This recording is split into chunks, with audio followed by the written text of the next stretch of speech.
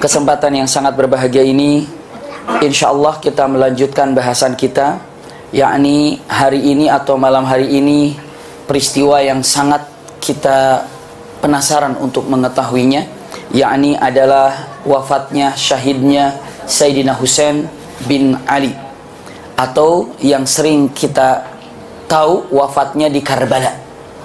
Karbala ini adalah di daerah Irak atau Kufah zaman dulu namanya. Setelah kita mengetahui di pertemuan yang lalu bagaimana Hasan radhiyallahu an atau Hasan bin Ali memberikan amanah ataupun kekhilafahannya kepada Muawiyah ibn Abi Sufyan, iya, kepada Muawiyah. Disampaikan kalimatnya, wahai Muawiyah, kami atau aku menyerahkan kekhilafahan ini kepadamu. Karena apa?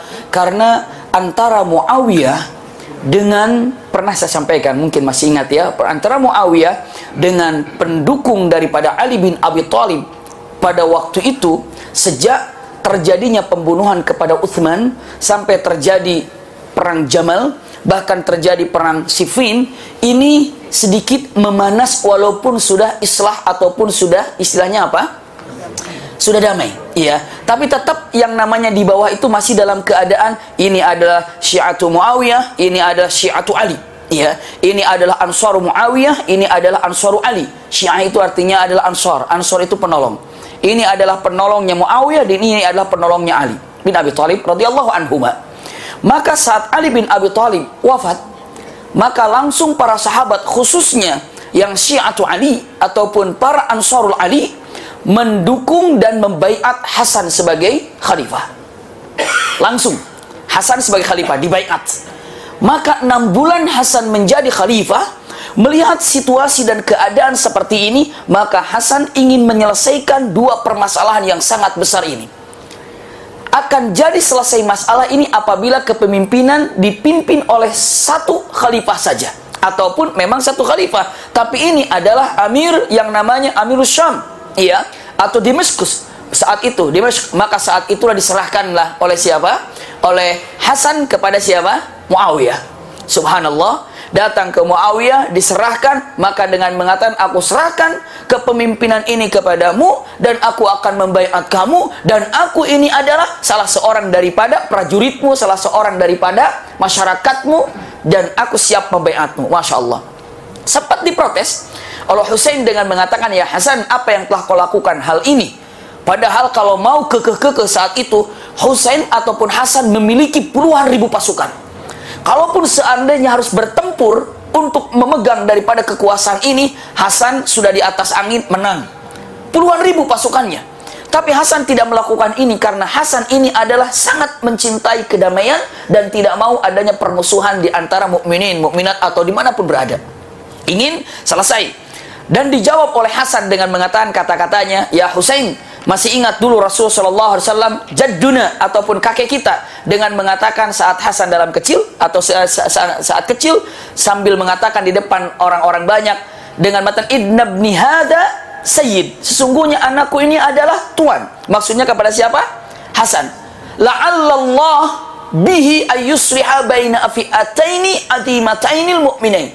Artinya, semoga dan ini anak ini, Sayyid ini atau Hasan ini akan menyelesaikan kelak 2 pertempuran yang sangat besar, akan menyatukan 2 hal yang sangat besar, seolah-olah perpecahan terjadi, tapi dengan Hasan akan disatukan 2 permasalahan ini menjadi damai, menjadi tentram. Dan ini adalah perkataan yang disampaikan oleh siapa?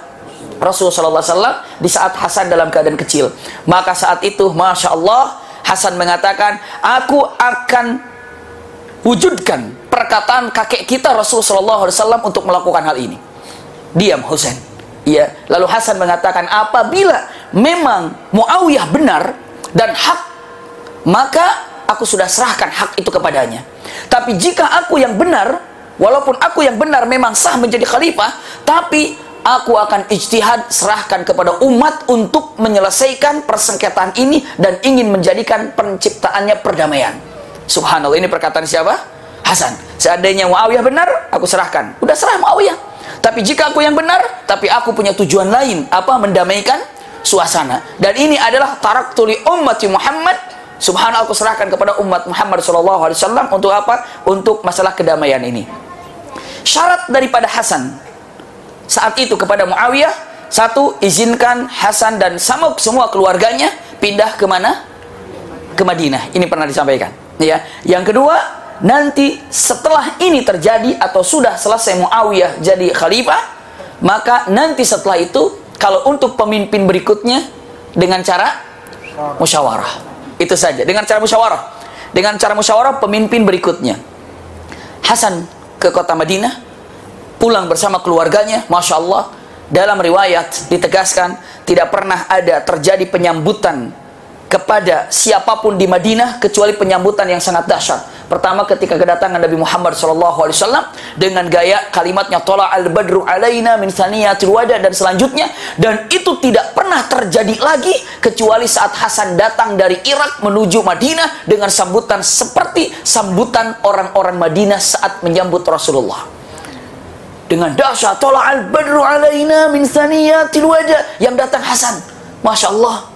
Tinggal Hasan di mana? Di kota Madinah. Di usia 47 tahun wafat Hasan ini. Padahal secara murassakh ataupun calon kuat khalifah, kalau seandainya Muawiyah wafat, siapa calon kuatnya?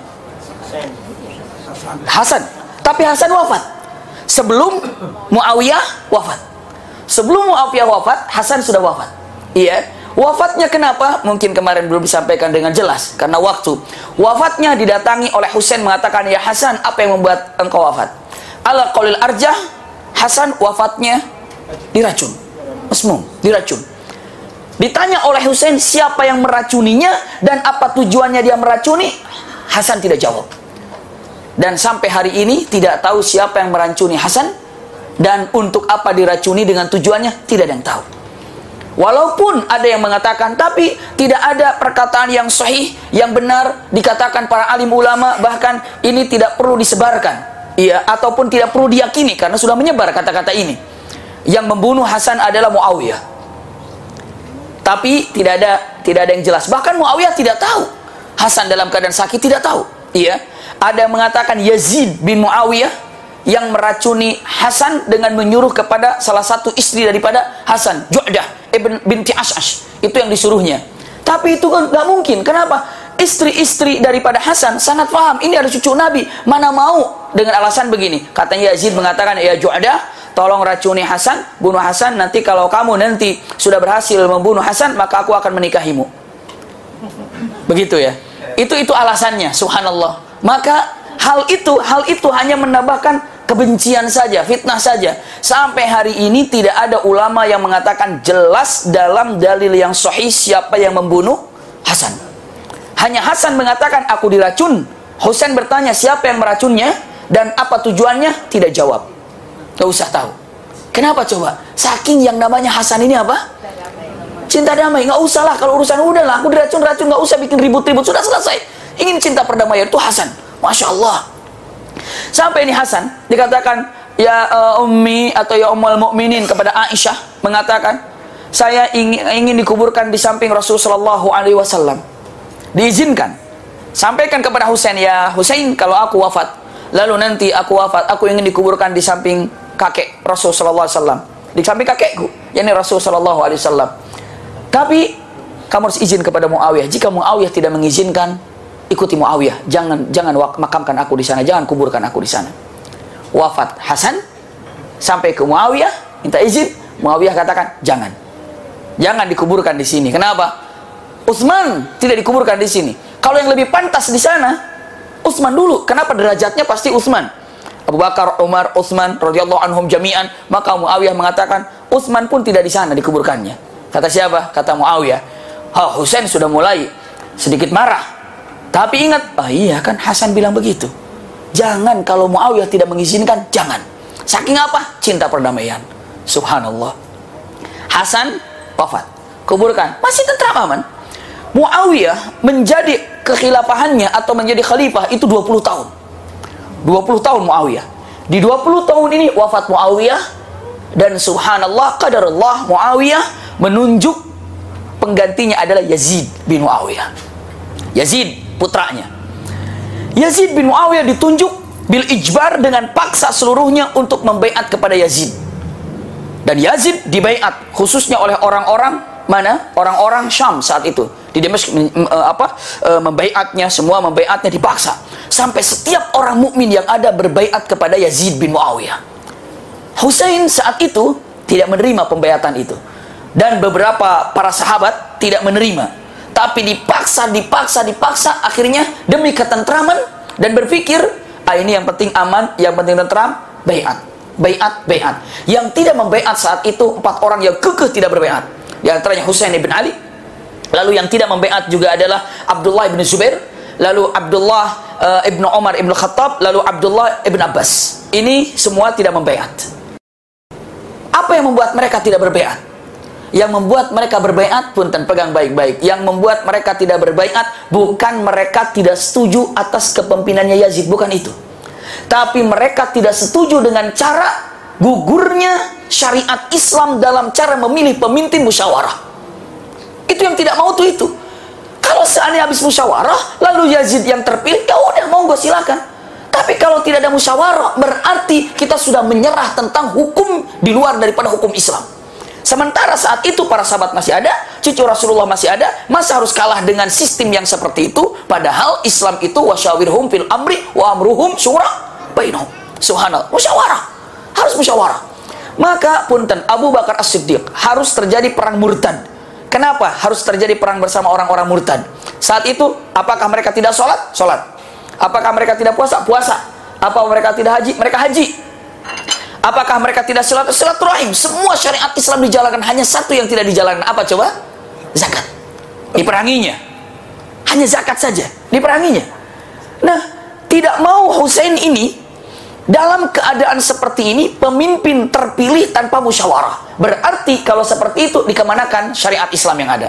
Makanya tidak, saya harus musyawarah. Itu pertama. Yang pertama paling kuat alasan para alim ulama khususnya berpendapat dan yang alasan termasuk Husain dan Abdullah bin Zubair ini karena tidak adanya musyawarah dalam memilih kepemimpinan. Karena ini adalah bagian daripada punten syariat Islam. Kalau ini tumbang berarti apa namanya? Bukan bagian daripada bukan daripada cara syariat Islam. Itu masalah pertama, kenapa tidak membaiat. Yang kedua, kenapa tidak membaiat Yazid? Karena secara saksiyah Yazid ini kurang pas untuk menjadi pemimpin, punten. Dari akhlaknya, dari kepribadiannya, ya, dari sifatnya tidak pas untuk menjadi pemimpin. Ini Yazid. Misalnya punten, beberapa ulama mengatakan kebiasaan minum khamr, ya. Kebiasaan untuk pokoknya cukuplah kalimat satu saja untuk diungkapkan itu sudah kebayang semuanya apa kalau sudah seperti itu. Iya. Seperti itu. Itu siapa? Yazid bin Muawiyah. Dan secara saksian itu seperti itu. Dan secara maksudnya usia banyak lebih berpengalaman daripada Yazid. Dan banyak yang lebih hebat, lebih afdal daripada Yazid. Ada misalnya tadi Abdullah bin Abbas. Siapa yang tidak pernah mendengar nama-nama ini? Bagaimana cerdas dan pintar hebatnya. Ada lagi yang bernama Abdullah ibn Umar ibn Khattab. Ada Husain. Siapa yang lebih mulia daripada saat itu di zaman itu kecuali dari yang lebih tinggi daripada Husain? Tidak ada. Ada Husain, ada Abdullah bin Zubair. Maka tidak menerima. Tapi ditekan sehingga harus berbaiat, semua berbaiat. Sampai namanya Amirul Madinah saat itu namanya Walid ibn Utbah. Tiba ke Walid ibn Utbah yang kalau dibilang gubernurnya Madinah, ya Walid ibn Utbah, saya Yazid bin Muawiyah, khalifah yang ada di Syam memaksa untuk membaiat semua orang. Maka dipaksa termasuk akhirnya berbaiat juga Abdullah bin Abbas dan Abdullah bin Umar ibn Khattab berbaiat. Melihat apa? Melihat demi perdamaian saja.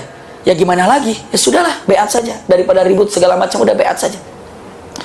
Subhanallah. Husain radhiyallahu an dan siapa tadi? Abdullah bin Zubair kekeh tidak mau berbaiat dan daripada terus dipaksa di Madinah hijrah. Kemana hijrahnya? Ke Mekah. Sampai ke Mekah itu berangkat dari Madinah. Ada yang mengatakan berangkat dari Madinah, ada yang mengatakan sampai ke Madinah itu adalah di bulan Sya'ban, tanggal 8 Sya'ban sampai ke Mekah. Sya'ban, lalu apa? Ramadan, lalu Syawal, lalu Zulqa'dah, Zulhijjah tanggal 8 berangkat ke Kufah atau ke Irak. 8 Sya'ban Mekah, Sya'ban, Ramadan, Syawal, Zulqa'dah, Zulhijjah, pas di bulan Zulhijjah berangkat. Kemana? Berangkatnya ke Kufah. Penyebabnya sekarang. Apa yang menyebabkan Husain harus berangkat ke mana? Ke Kufah. Punten, ini penting sekali. Jadi saya sampaikan, di bulan Sya'ban, pokoknya bulan Sya'ban, ada yang mengatakan tanggal awal Sya'ban 5, pokoknya tidak lebih daripada tanggal 8 Sya'ban. Yang jelas mungkin tanggal 1 Sya'ban atau tanggal 3 Sya'ban di Mekah. Sya'ban di Mekah, lalu Ramadan, lalu Syawal, Zulqa'dah, Zulhijjah, 4 bulan kira-kira di mana? Di Mekah. Ke Kufah akhirnya. Apa yang menyebabkan beliau berangkat ke Kufah? Subhanallah, setibanya Husain ke Mekah, biasa di Mekah ibadah, taqarrub kepada Allah. Orang-orang Kufah yang dulu pembela Ali di sana radhiyallahu an, tahu kalau sesungguhnya yang namanya apa? Husain belum membaiat Yazid. Maka kirim surat. Banyak kirim surat. Kirim suratnya pertama kali datang, surat datang, Assalamualaikum ya Ibn binti Rasul sallallahu alaihi wasallam. Kami dari Kufah tahu sesungguhnya engkau belum membaiat Yazid bin Muawiyah, dan perlu engkau ketahui sesungguhnya kami pun belum membaiat Yazid bin Muawiyah karena kami banyak ketidakcocokannya dengan Yazid bin Muawiyah. Saya tahu engkau belum membaiat Yazid, maka kami ingin membaiat engkau menjadi khalifah. Dari Kufah. Yang dilihat oleh siapa? Yang dibaca oleh Husain. Ini surat dari Kufah. Orang Kufah tahu bagaimana dulu khianatnya kepada Ali bin Abi Thalib. Sampai Abdurrahman ibn Muljim yang membunuh siapa? Ali bin Abi Thalib juga tinggalnya di sana. Nggak usah, biarkan saja. Besoknya datang lagi, ya Ibn binti Rasul sallallahu alaihi wasallam, saya atau kami sangat mengharapkan kedatanganmu. Untuk apa? Ingin sekali untuk membaiatmu dan ingin sekali engkau menjadi khalifah, melanjutkan kepemimpinan bapakmu, tinggal bersama kami. Kami sangat senang jika engkau datang. Subhanallah, disertakan dengan, dan kami yang membaiatmu adalah Fulan ibnu Fulan, tanda tangan, Fulan ibnu Fulan, tanda tangan. Sehingga nama itu terkumpul ribuan nama. Datang, hampir tiap hari datang surat itu. Setiap minggu tuh surat itu tiba, surat itu tiba. Lama-kelamaan Ali bin Abi Thalib, Husain bin Abi Thalib, akhirnya apa? Ini kayaknya serius ini. Ini kayaknya serius ini. Datang lagi, datang lagi. Punten bunda, sampai terdapat nama dalam beberapa kitab tarikh, tertulis namanya ada 18.000 nama dan tanda tangannya di Kufah. Subhanallah, 18 nama. Mungkin kalau sekali biarkan aja, sekali biarkan saja. Mungkin ke zaman sekarang kalau SMS nyasar sering gitu. SMS, ini SMS nyasar, biarin aja. Tapi kalau SMS dengan yang sama, aku bener bukan nyasar, aku ini, penasaran juga kan? Misalnya telepon aku, ada penting. Siapa ini? Nyasar. Telepon aku ada penting. Ini siapa nih? Tolong telepon aku tahu kamu, cepet dong telepon. Akhirnya telepon juga kalau 10 kali SMS gitu. Halo, kamu siapa sih? Kamu ketipu. Aduh, enak banget begitu. Subhanallah. Kenapa? Karena udah SMS nyasar terus dihajar. Ini Husain, ini ada apa nih? Akhirnya bayangkan saja dari mulai Sya'ban, ya, Ramadan, Syawal, itu Zulqa'dah, surat terus tanpa berhenti sampai 18, sampai subhanallah ini satu kali surat, bukan surat lagi tapi buku. Jadi buku. Kenapa? Karena ada nama-nama dan tanda tangan. Nanti datang lagi, tambah lagi, datang lagi, tambah lagi. Akhirnya keluarlah rasa kepahlawanan daripada Husain. Kalau benar ini mendambakan aku, betapa dosanya aku kalau nggak datang. Mereka mengharapkan kekhilafan yang benar. Dan semua sudah tahu bagaimana sifatnya Yazid. Kalau seandainya biarkan saja Yazid demikian dan seperti itu, apakah tidak ikut dosa? Maka punten Husain musyawarah dengan keluarganya. Ini bagaimana ini? Maka Husain mengirim putra atau mengirim putra pamannya Muslim bin Aqil. Ya Muslim, coba engkau tafarraj ila Kufah, lihat ke Kufah dan lihat situasi Kufah. Apakah benar itu mereka merindukan aku dan mendambakan aku? Silakan berangkat. Kepada siapa diperintahkan? Muslim bin Aqil. Kata Muslim bin Aqil, baik ya Husain, aku akan berangkat ke Kufah dan aku akan lihat situasi di Kufah seperti apa. Nanti tunggu kabar. Kalau memang benar-benar, aku akan kirim surat, engkau datang. Tapi kalau dusta, kamu nggak usah datang. Masya Allah, berangkat Muslim bin Aqil. Simpan dulu yang namanya Husain yang sekarang ada di kota Makkah. Muslim bin Aqil datang ke sana. Setibanya Muslim bin Aqil, subhanallah, ke Kufah. Dalam perjalanan sampai ke Kufah, biasa kalau pakaian kan agak beda-beda. Misalnya kalau untuk Arab saja beda, pakaian Yaman topnya beda dengan pakaian Mekah beda, pakaian topnya Mesir beda, pakaian topnya Imarat beda, Kuwait beda, ada sedikit perbedaan. Muslim bin Aqil datang ke Kufah. Begitu datang ke Kufah, langsung sambutannya dengan mengatakan, selamat datang Husain, selamat datang Husain. Padahal bukan. Iya, saya bukan Husain, saya Muslim bin Aqil. Oh, siapanya Husain? Saya anak pamannya. Oh iya, tapi saya utusannya Husain. Apakah benar kalian ini merindukan Husain? Iya, kami benar. Benar. Kalau memang kamu benar untuk merindukan Husain, coba berbaiat. Saya mewakili Husain, maka berbaiat kepada Muslim bin Aqil, karena Muslim bin Aqil yang mewakili siapa? Husain. Berbaiat. Benar. Ribuan yang berbaiat kepada Husain. Berbaiat. Ya Husain, aku baiat kepada Muslim bin Aqil. Ya Muslim bin Aqil, aku berbaiat untuk Husain, dan engkau yang mewakilinya, aku berbaiat untuk Husain agar Husain menjadi khalifah. Berbaiat ribuan, bahkan lebih daripada 8.000, bahkan lebih daripada 10.000, beberapa ulama mengatakan sampai 18.000 berbaiat. Subhanallah, untuk siapa? Untuk Husain melalui Muslim bin Aqil. Maka secepat itu Muslim bin Aqil melihat keadaan yang sangat luar biasa, tulis surat kepada Husain dengan mengatakan, ya Husain, apabila Anda telah membaca surat ini, segera berangkat, sesungguhnya mereka benar-benar merindukanmu dan mendambakanmu. Subhanallah. Saat itu Husain siap berangkat, dan Husain berangkat tidak sendiri, tapi sama keluarganya. Sama keluarga. Lebih daripada 70 orang dari keluarganya. Ada yang menyebutkan 71, 73 keluar. Dan termasuk yang datang bersama orang-orang yang dari Kufah. Ingin berangkat juga kemana? Ke Kufah. Orang-orang Kufah, tapi sudah sepuh-sepuh.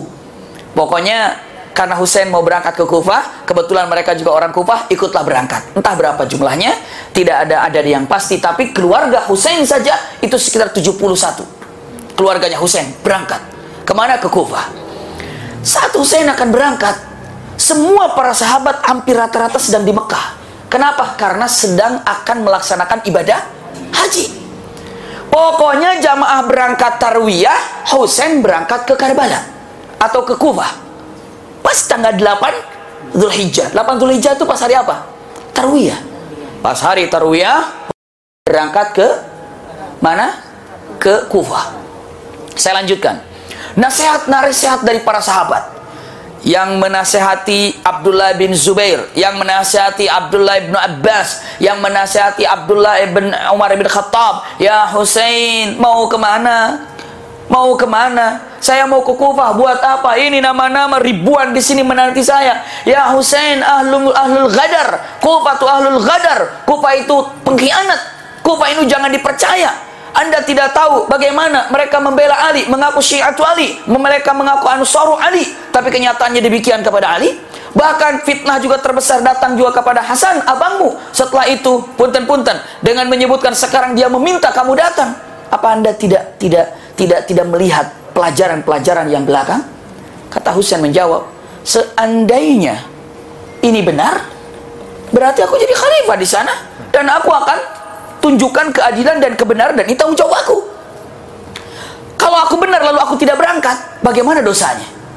Tapi jika ternyata dusta dan bohong, gampang, aku tinggal balik lagi. Gampang kan? Mudah. Subhanallah. Ya tapi Husain, kalau begitu jangan berangkat sama keluargamu. Itu sudah ada pembicaraan para sahabat, jangan berangkat sama keluargamu. Loh kenapa? Dijawab, karena kalau kamu berangkat sama keluargamu, saya takut. Para sahabat, kami takut engkau ini terbunuh seperti terbunuhnya Utsman, yang mana saat Utsman terbunuh, anaknya menyaksikan dan istrinya menyaksikan. Saya tidak mau itu. Kalau engkau harus terbunuh, biarkan keluargamu tidak menyaksikannya. Subhanallah. Tapi kata Husain mengatakan, tidaklah. Kita ini kesana bukan untuk perang. Makanya aku bawa keluarga, bawa anak-anak semuanya, bawa istri semuanya, ya. Dari istrinya Hasan juga ikut, istrinya Muslim bin Aqil ikut, istrinya Ja'far ibn Ali bin Abi Thalib, istrinya daripada Utsman bin Ali bin Abi Thalib, istrinya Abu Bakar bin Ali bin Abi Thalib, istrinya Umar bin Ali bin Abi Thalib, semua dibawa. Bayangkan semua keluarga Rasulullah ikut di situ. Semuanya ikut semuanya. Menandakan kalau memang tidak ada perang, tidak ada. Hanya untuk istislam, menyatakan ini yang kalian berbaiat kepadaku benar. Kalau benar, oke, saya akan dirikan khilafah di sini, kekhalifahan di mana? Di Kufah. Setelah itu kita bermusyawarah, berbicara dengan Yazid bin Muawiyah seperti apa. Saya lanjutkan. Ditahan, berangkat. Dalam perjalanan, Abdullah ibn Abbas terlambat, tidak berjumpa. Dia ngejar dengan apa? Dengan kudanya sampai 3 hari 3 malam untuk menjegal, untuk tidak jadi berangkat. Akhirnya jumpa di perjalanan. Disuruh pulang, kekeh nggak mau. Kenapa? Ini alasannya. Nama-nama yang sudah berbaiat. Yang pertama. Yang kedua, kalau ini benar, seperti apa nanti apanya? Seperti apa? Kalau dia tidak berangkat, dosa besar. Ini adalah amanah. Kalau ternyata bohong, gampang. Tinggal apa? Tinggal balik, selesai urusannya. Lihat. Subhanallah. Berangkat ke sana. Bahkan saat tawaf wada, karena mau meninggalkan Mekah. Saat tawaf Husain ini. Saat tawaf Husain, Ummu Salamah menangis. Nangis, Ummu Salamah menangis. Dikatakan, ya Ummah, ya Ummul Mukminin, kenapa engkau menangis? Kenapa engkau menangis? Dijawab, aku takut sesuatu terjadi kepadamu, hai Husain. Aku takut sesuatu terjadi kepadamu, hai Husain. Dijawab, ya Ummu Salamah, aku telah diajarkan oleh nenekku Khadijah. Saat Rasulullah pertama kali mendapatkan wahyu, Rasulullah katakan, zammiluni, zammiluni, selimuti aku, selimuti aku. Lalu Khadijah mengatakan, wallahi la yukhzikallahu abadan. Engkau tidak akan pernah menjadi sedih ya Muhammad, karena engkau selalu berbuat baik, menegakkan kebenaran dan segala macamnya. Cukup panjang ini. Tapi perkataan itu saya simpan di dalam benak ini, wahai Ummu Salamah, Ummul Mukminin, dengan wallahi la yukhziyani Allahu abada. Allah tidak akan pernah membuat aku sedih selagi aku akan membawa sesuatu yang hak. Dan aku tidak akan pernah berhenti dalam masalah ini. Karena Rasulullah pernah mengatakan ketika Abu Talib melarang untuk apa? Berdakwah. Wallahi la wadu'a syamsi biyamini wal qamari biyasari. Demi Allah, kalau seandainya matahari di tangan kananku, lalu rembulan di tangan kiriku, aku tidak akan pernah meninggalkan dakwah ini. Dan ini bagian daripada dakwah karena menegakkan satu kebenaran dan keadilan. Syiar Islam. Subhanallah. Husain tegak dan tegar. Pernah saya sampaikan, mustahil tangan kanan memegang matahari, mustahil tangan kiri memegang bulan. Kalau tangan kanan ada matahari mustahil, tangan kiri ada bulan mustahil, maka menghentikan perjalanan ini lebih mustahil lagi. Itu bahasa yang sangat tinggi balaghahnya. Iya, kalau tangan kanan aja memegang matahari mustahil, lalu tangan kiri memegang bulan mustahil, aku meninggalkan ini lebih mustahil lagi, lebih mustahil ketimbang matahari di tangan kanan dan rembulan di tangan kiri.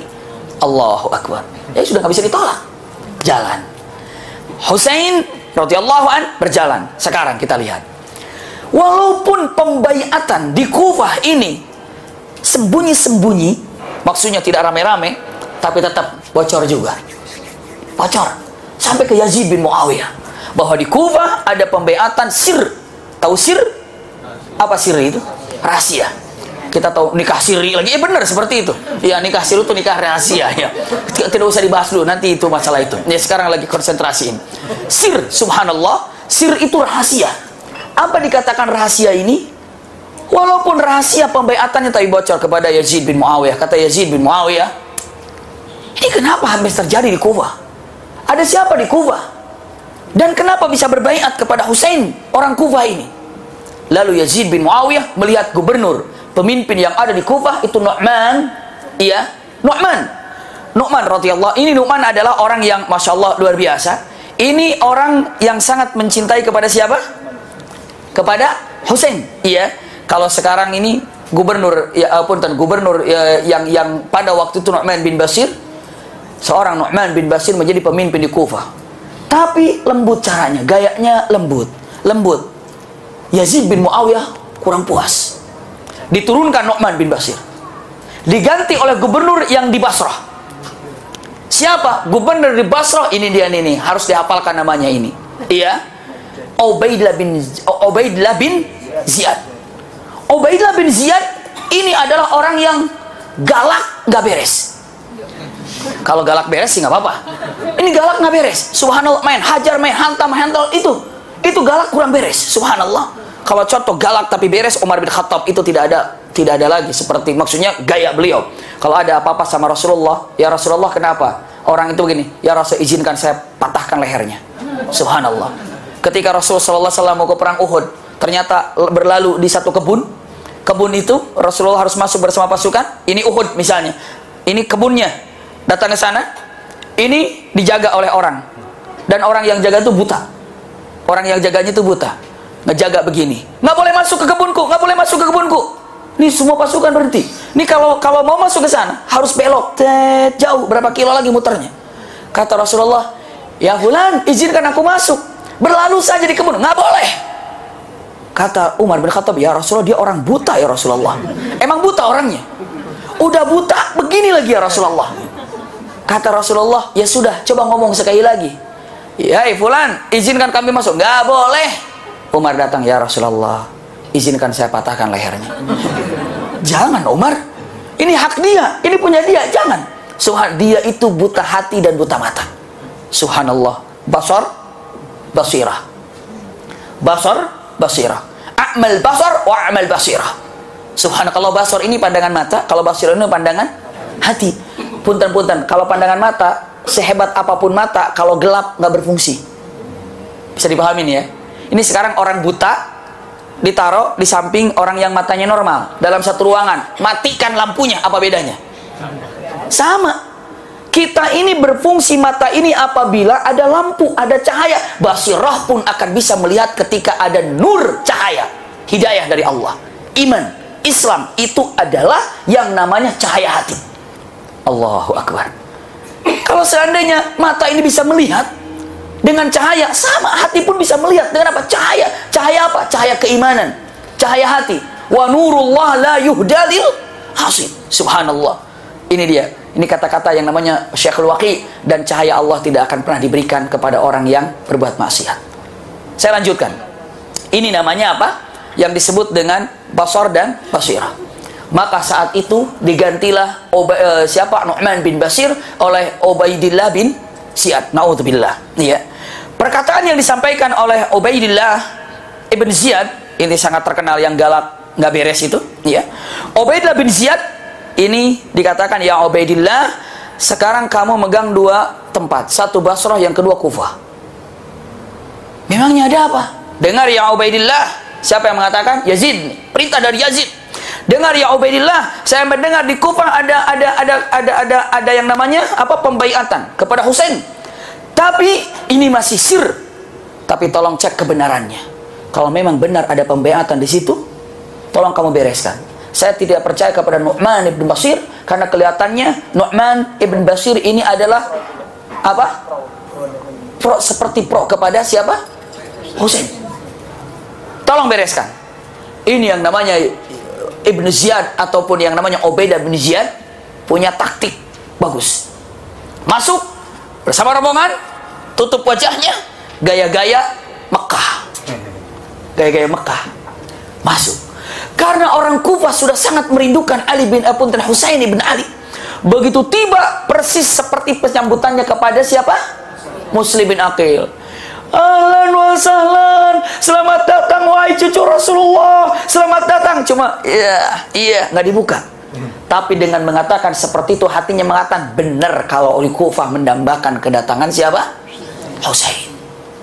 Datang, turunkan Nu'man, ada suratnya, buang Nu'man, langsunglah tinggal di situ siapa? Ubaidillah bin Ziyad. Ubaidillah bin Ziyad, satu, benar Kufah merindukan kedatangan Husain. Tinggal kedua, siapa yang telah membaiat atau menjadi perwakilannya? Husain. Kalau sudah ketahuan di mana orang yang ada sekarang ini, di mana letaknya? Nah, ini dua PR. Maka saat itu dengan menggunakan jawasis atau menggunakan mata-mata, dicari, ketemu. Sesungguhnya ada seseorang Muslim bin Aqil di Kufah. Tapi kan sungguh cukup banyak Kufah, tinggal di rumah mana? Karena Muslim bin Aqil disembunyikan di salah seorang yang cukup punya pandangan, punya wibawa, dan orang soleh namanya Hani ibnu Urwah. Hani ibnu Urwah ini adalah salah satu panglima perang yang ada di Kufah. Iya. Dan ini adalah cukup dekat dengan yang namanya Nu'man ibnu Bashir. Dan sekarang melindungi siapa? Muslim bin Aqil, disimpan. Tapi nggak ada yang tahu di mana Muslim bin Aqil disimpan. Nggak ada yang tahu. Nggak ada yang tahu. Yang tahu beberapa orang yang disimpan di rumah Hani ibnu Urwah, disembunyikan karena rahasia semuanya. La haula wala quwata illa billah.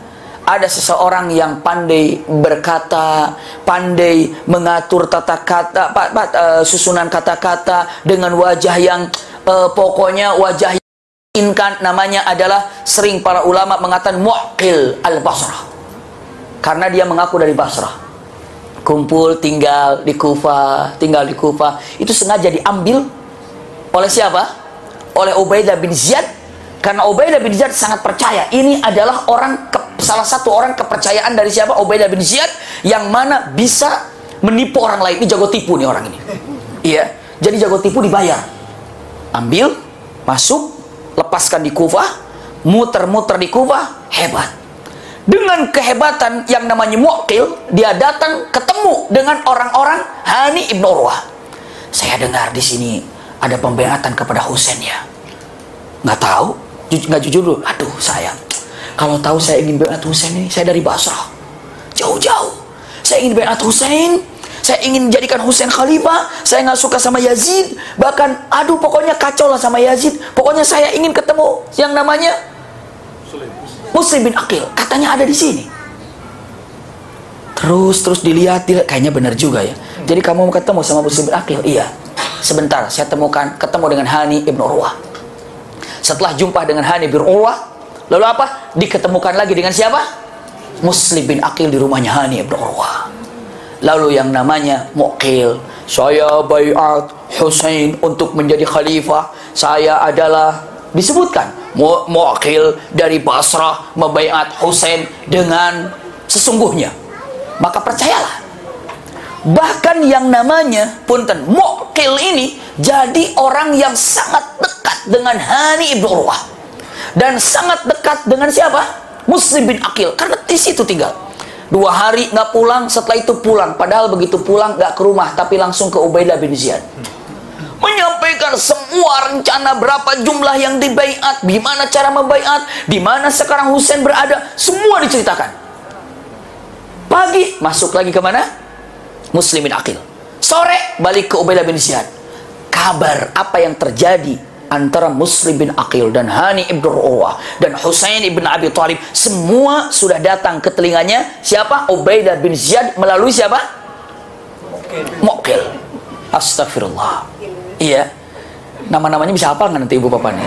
Tenang saja, bisa dilihat nanti di saling sapa. Masya Allah, jazakallah khair. Saling sapa luar biasa ya. Jadi menyampaikan semua pelajaran-pelajaran, insya Allah semua yang berjuang di saling sapa ini, kita yang mendoakannya, yang membantunya, itu menjadi mizan hasanat, yakni timbangan baik kelak di akhirat. Amin ya rabbal alamin. Subhanallah. Saya lanjutkan. Usikum wa iyaya nafsi bitaqwallah. Akhirnya Ubaidah bin Ziyad sudah waktunya ini. Kirim surat, panggil yang namanya siapa? Hani ibnu Urwah. Datang utusan, ya Hani, ada panggilan dari Ubaidah bin Ziyad. Kata Hani, apa urusannya aku dengan dia? Pokoknya kamu dipanggil. Panggil. Apa kabar ya Hani? Baik. Tanya lagi, ya Hani ibnu Urwah, apakah kau tahu? Katanya di sini ada yang namanya Muslim bin Aqil. Saya nggak tahu. Kamu tahu nggak tentang Muslim bin Aqil? Terima kasih kalau engkau sampaikan di mana Muslim bin Aqil, ataupun kamu berikan kabar kepada sebenarnya nggak kedatangan Muslim bin Aqil itu seolah-olah katanya menjadikan perwakilan Husain. Lalu saya ingin tahu apakah letak di mana yang namanya Muslim bin Aqil. Dijawab oleh Hani ibnu Urwah, semua pertanyaan itu nggak nyambung dengan saya nggak paham dan saya nggak ngerti. Jadi kamu nggak tahu? Nggak tahu. Padahal kartunya sudah di mana? Sudah di dia. Lalu kata siapa? Kata Ubaidah bin Ziyad, Muqil, sini. Datang Muqil, kecil. Mungkin datang ke rajanya, wah cepak-cepik gini, duduk sini. Dikatakan, ya Hani, kamu atau orang ini?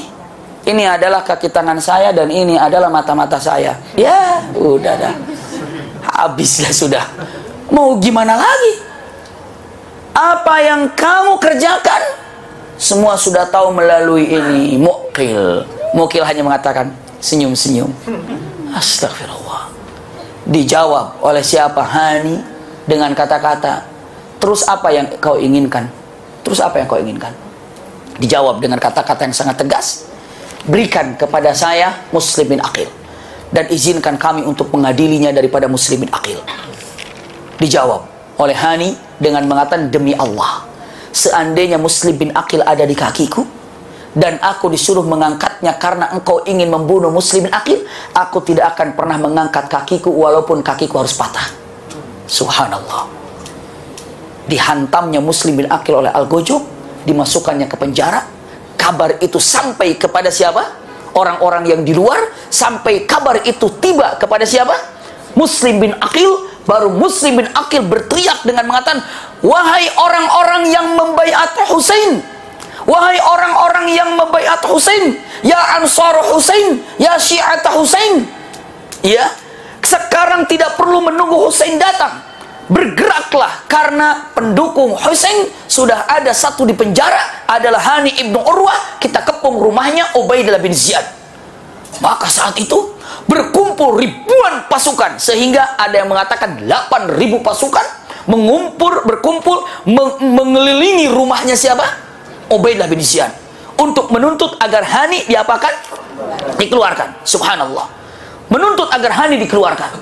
Saat itu Ubaidillah bin Ziyad ketakutan. Paling sedikitnya jumlah 4.000, paling banyaknya 8.000 kumpul, karena beberapa riwayat rumah Ubaidillah bin Ziyad dikepung dengan 8.000 pasukan. Subhanallah, itu masuk dikepung pagi-pagi. Pagi-pagi 8.000 dikumpul, ngepung.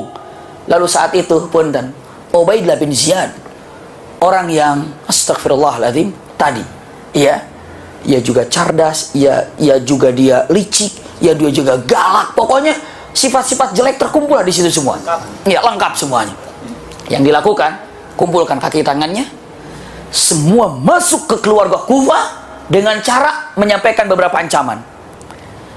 Datang ke keluarga yang istrinya, yang anaknya di rumah, sementara suaminya atau anaknya sedang mengepung rumah Ubaidillah bin Ziyad. Bilang, saya pasukan dari saya, utusan daripada Ubaidillah bin Ziyad. Wahai kalian para wanita, dengarkan, pasukan akan segera datang dikirim oleh Yazid bin Muawiyah. Dan pasukan itu akan menghancurkan siapapun yang berada di belakang Muslim bin Aqil. Dan kalau sudah datang pasukan dari Yazid bin Muawiyah, suami kalian pasti nggak bisa ngapa-ngapain, anak kalian pasti nggak bisa ngapa-ngapain, dan suami kalian nanti akan dibunuh, akan diberikan hukuman yang ada, dan akan dipencilkan jauh, sehingga Anda tidak akan jumpa lagi dengan suami, tidak akan jumpa lagi dengan anak laki-laki Anda, tidak akan jumpa dengan keluarga laki-laki Anda. Maka tolong kalau ingin selamat, panggil suami kalian, panggil anak-anak kalian untuk kembali ke rumahnya masing-masing.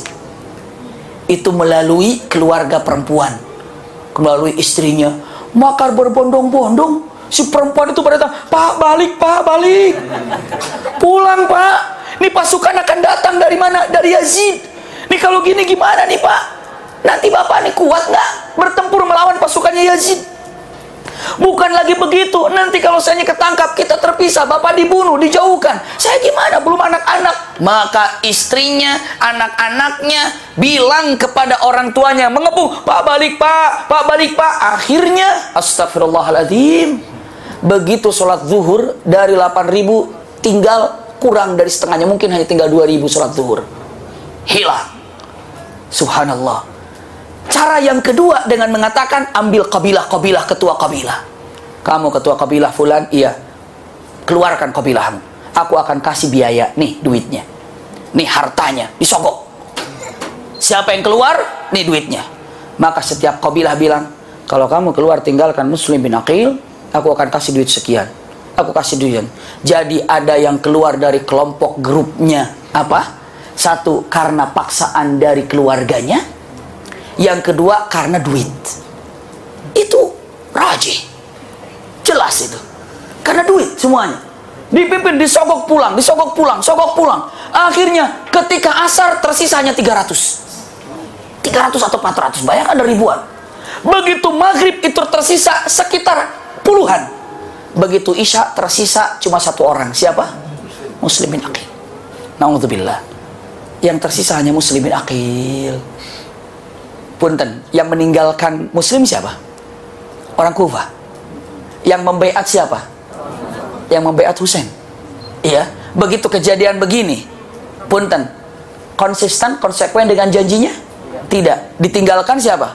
Muslimin akil. Sendiri muslimin akil. Nggak ada. Semua pintu ditutup. Kenapa? Nggak boleh ada yang menerima muslimin akil. Kenapa? Ngeri. Ngerinya apa? Hukuman. Daripada siapa? Yazid bin Muawiyah. Hukuman dari siapa? Ubaidillah bin Ziyad. Maka muslim bin akil di Kufah, nggak ada rumah yang terbuka, mau kemana dia datang. Bisa dibayangkan muslim bin akil. Keluarga Rasul Sallallahu Alaihi Wasallam ini. Jalan. Akhirnya ada satu rumah yang terbuka. Dia ketuk, assalamualaikum, assalamualaikum, waalaikumsalam. Seorang wanita membukanya. Sudah tua, ada apa? Aku haus. Bayangkan, kehausan, aku haus mau minum. Siapa kamu? Aku muslim bin akil. Rupanya, orang ini adalah salah satu tangan kanan ataupun prajuritnya dari siapa? Ubaidillah bin Ziyad. Dia lari ke Ubaidillah bin Ziyad. Di rumahku ada muslim bin akil. Di rumahku ada muslim bin akil. Maka disuruh oleh muslim bin akil, kamu perlu berapa pasukan untuk menangkap muslim bin akil? Nama orang yang menangkap pertama muslim bin akil adalah Muhammad ibn Ash'ash. Muhammad ibn Ash'ash. Begitu muslim bin akil sedang duduk di rumah tersebut, sedang minum istirahat, tiba-tiba sudah dikepung. Ya muslim bin akil, aku tahu kalian di rumah ini, keluar. Tanpa takut muslim bin akil keluar, membukakan pedangnya. Subhanallah. Lalu kata Muhammad bin Ash'as, ya muslim, gak usahlah berantem. Mendingan kita damai, masukkan pedangmu, serahkan pedangmu, aku yang akan menjamin keselamatanmu. Aku jamin keselamatanmu ya muslim bin akil. Itu menjamin keselamatan. Baik. Serahkan pedang, simpan pedangnya. Aku akan bawa kamu ke Ubaidillah bin Ziyad. Datang muslim bin akil ke Ubaidillah bin Ziyad. Begitu tiba, kata Muhammad bin Ash'as dalam perjalanan, sebelum sampai ke Ubaidillah bin Ziyad, kata Muhammad bin Ash'as, ya muslim bin akil, kamu jujur saja, apa yang terjadi sampaikan kepada siapa? Ubaidillah bin Ziyad. Lalu yang disampaikan oleh Ubaidillah oleh muslim bin akil, ya Muhammad bin Ash'as, saya ragu. Ragu apa? Saya ragu kalau engkau nanti akan tetap menjamin keselamatanku. Jangankan satu orang, yang 8.000 aja kabur semua. Apalagi yang satu seperti kamu ini jamin keselamatan. Apa kamu yakin akan menjamin keselamatanku? Kata Muhammad bin Bas, aku akan jamin keselamatanmu. Kata muslim bin akil, begini saja, saya ragu terhadap jaminan tersebut. Kalau engkau mau, kirim seseorang untuk menyampaikan ke Husain yang sedang dalam perjalanan, dan aku tidak akan kirim surat karena nggak keburu. Dan kalau surat takutnya nanti ketemu lalu diapakan? Tapi sampaikan lisanku ini. Iya. Kata-kata disampaikan adalah cukup sampaikan kepada Husain, kata-katanya irji ya Husain fa innahum yukadzibuka yukadzibuni. Ya Husain, balik ke Madinah atau ke Makkah, sesungguhnya mereka membohongi aku dan membohongi kamu. Dan sampaikan ke Husain, saya tidak tahu ketika Husain menerima kabar ini apakah aku masih hidup atau sudah wafat. Itu kata siapa? Muslim bin akil. Maka kata Muhammad bin Ash'as, baik, aku akan sampaikan. Dikirim seseorang yang terkenal namanya adalah Iyas ibn Abbas. Iya, Iyas ibn Abbas At-Ta'i. Ini yang diutus oleh siapa? Diutus oleh Muhammad ibn Ash'as. Iya, Iyas ibn Abbas At-Ta'i. Ya, Iyas ibn Abbas At-Ta'i, sampaikan ke Husain, berangkat ke sana. Tapi dalam riwayat tidak ada yang menyampaikan Ibnu Abbas atau Iyas ibn Abbas itu sampai ke sana. Nggak tahu, ya, saya tidak mau, hanya Iyas ibn Abbas nyampe. Justru nanti tahu tentang kejadian ini itu bukan dari sana. Saya nanti sampaikan lagi, ya. Kita agak santai kan, besok malam libur kan? Libur nggak besok? Libur terus. Subhanallah. Alhamdulillah. Tadinya ini pengajian, tadinya hari ini di Banten. Pengajiannya cuma kebetulan Mas Ranonya baru mendarat dari Jepang, ya. Lalu dia bilang, katanya, mau ngaji nggak? Saya bilang, kalau abang masih capek, istirahat aja dulu. Padahal karena saya mau ke sini untuk melanjutkan perjalanan ini. Ya, sebelum libur, ya, sebelum libur itu diselesaikan. Subhanallah. Makanya begitu saya hubungi Vito sama Ibu Aisyah, Bunda. Saya bilang, gimana nih? Oke, ya sudah, jalan. Bismillah. Iya. Allahu Akbar. Ini qadarullah dan ini adalah kesempatan yang sangat baik yang Allah temukan kita di tempat ini. Semoga menjadikan satu kebaikan bagi kita semuanya. Saya lanjutkan, Bunda Ayahanda. Usikum wa iyaya nafsi bitaqallah, bawa. Ternyata benar Ubaidah bin Ziyad. Begitu datang, ini Muslim bin Aqil, Anda yang mewakili Husain. Apakah kamu tidak tahu kalau sesungguhnya ini adalah kawasan aku, adalah Ubaidah bin Ziyad, dan ini kawasan Yazid bin Muawiyah? Tampar. Subhanallah. Begitu ditampar, berlinang air mata siapa? Muslim bin Aqil. Ditanya, kamu ini cengeng. Kalau kamu ingin menjadi seorang khalifah di tempat ini, ataupun minimal jadi ajudannya khalifah, atau menjadi kaki tangannya khalifah, ditampar jangan nangis dong. Kamu terus punya resiko. Kamu ingin harus punya resiko. Resikonya kalau begini akan begini. Masa begini saja nangis? Jawab oleh Muslim bin Aqil, demi Allah, tangisanku bukan karena tamparanmu. Tapi tangisanku ini adalah aku tangisi Husain yang sekadang berjalan menuju ke tempat ini. Apa yang terjadi ketika tahu seperti ini? Itu aku menangisi Husain, bukan menangisiku sendiri. Subhanallah. Lalu saat itu, lihat kata-kata yang disampaikan. Siapa yang mengatakannya? Yang menyampaikan, disampaikan oleh siapa? Ubaidah bin Ziyad. Aku akan memberikan kepadamu hukuman yang sangat dahsyat dan sangat berat. Muhammad ibnu Ash'as teriak, ya Ubaidah bin Ziyad, aku yang telah menjamin keselamatannya, jangan kau apa-apakan ini. Tiba-tiba Ubaidah bin Ziyad menjawab apa? Ya Muhammad ibn Ash'as, aku menyuruh kamu untuk menangkap dia, bukan untuk menjamin keselamatan dia. Serahkan kepadaku. Dengan longgarnya, dengan gak susahnya, ya sudah nih buat kamu. Astagfirullah. Mana pembelaannya? Apa?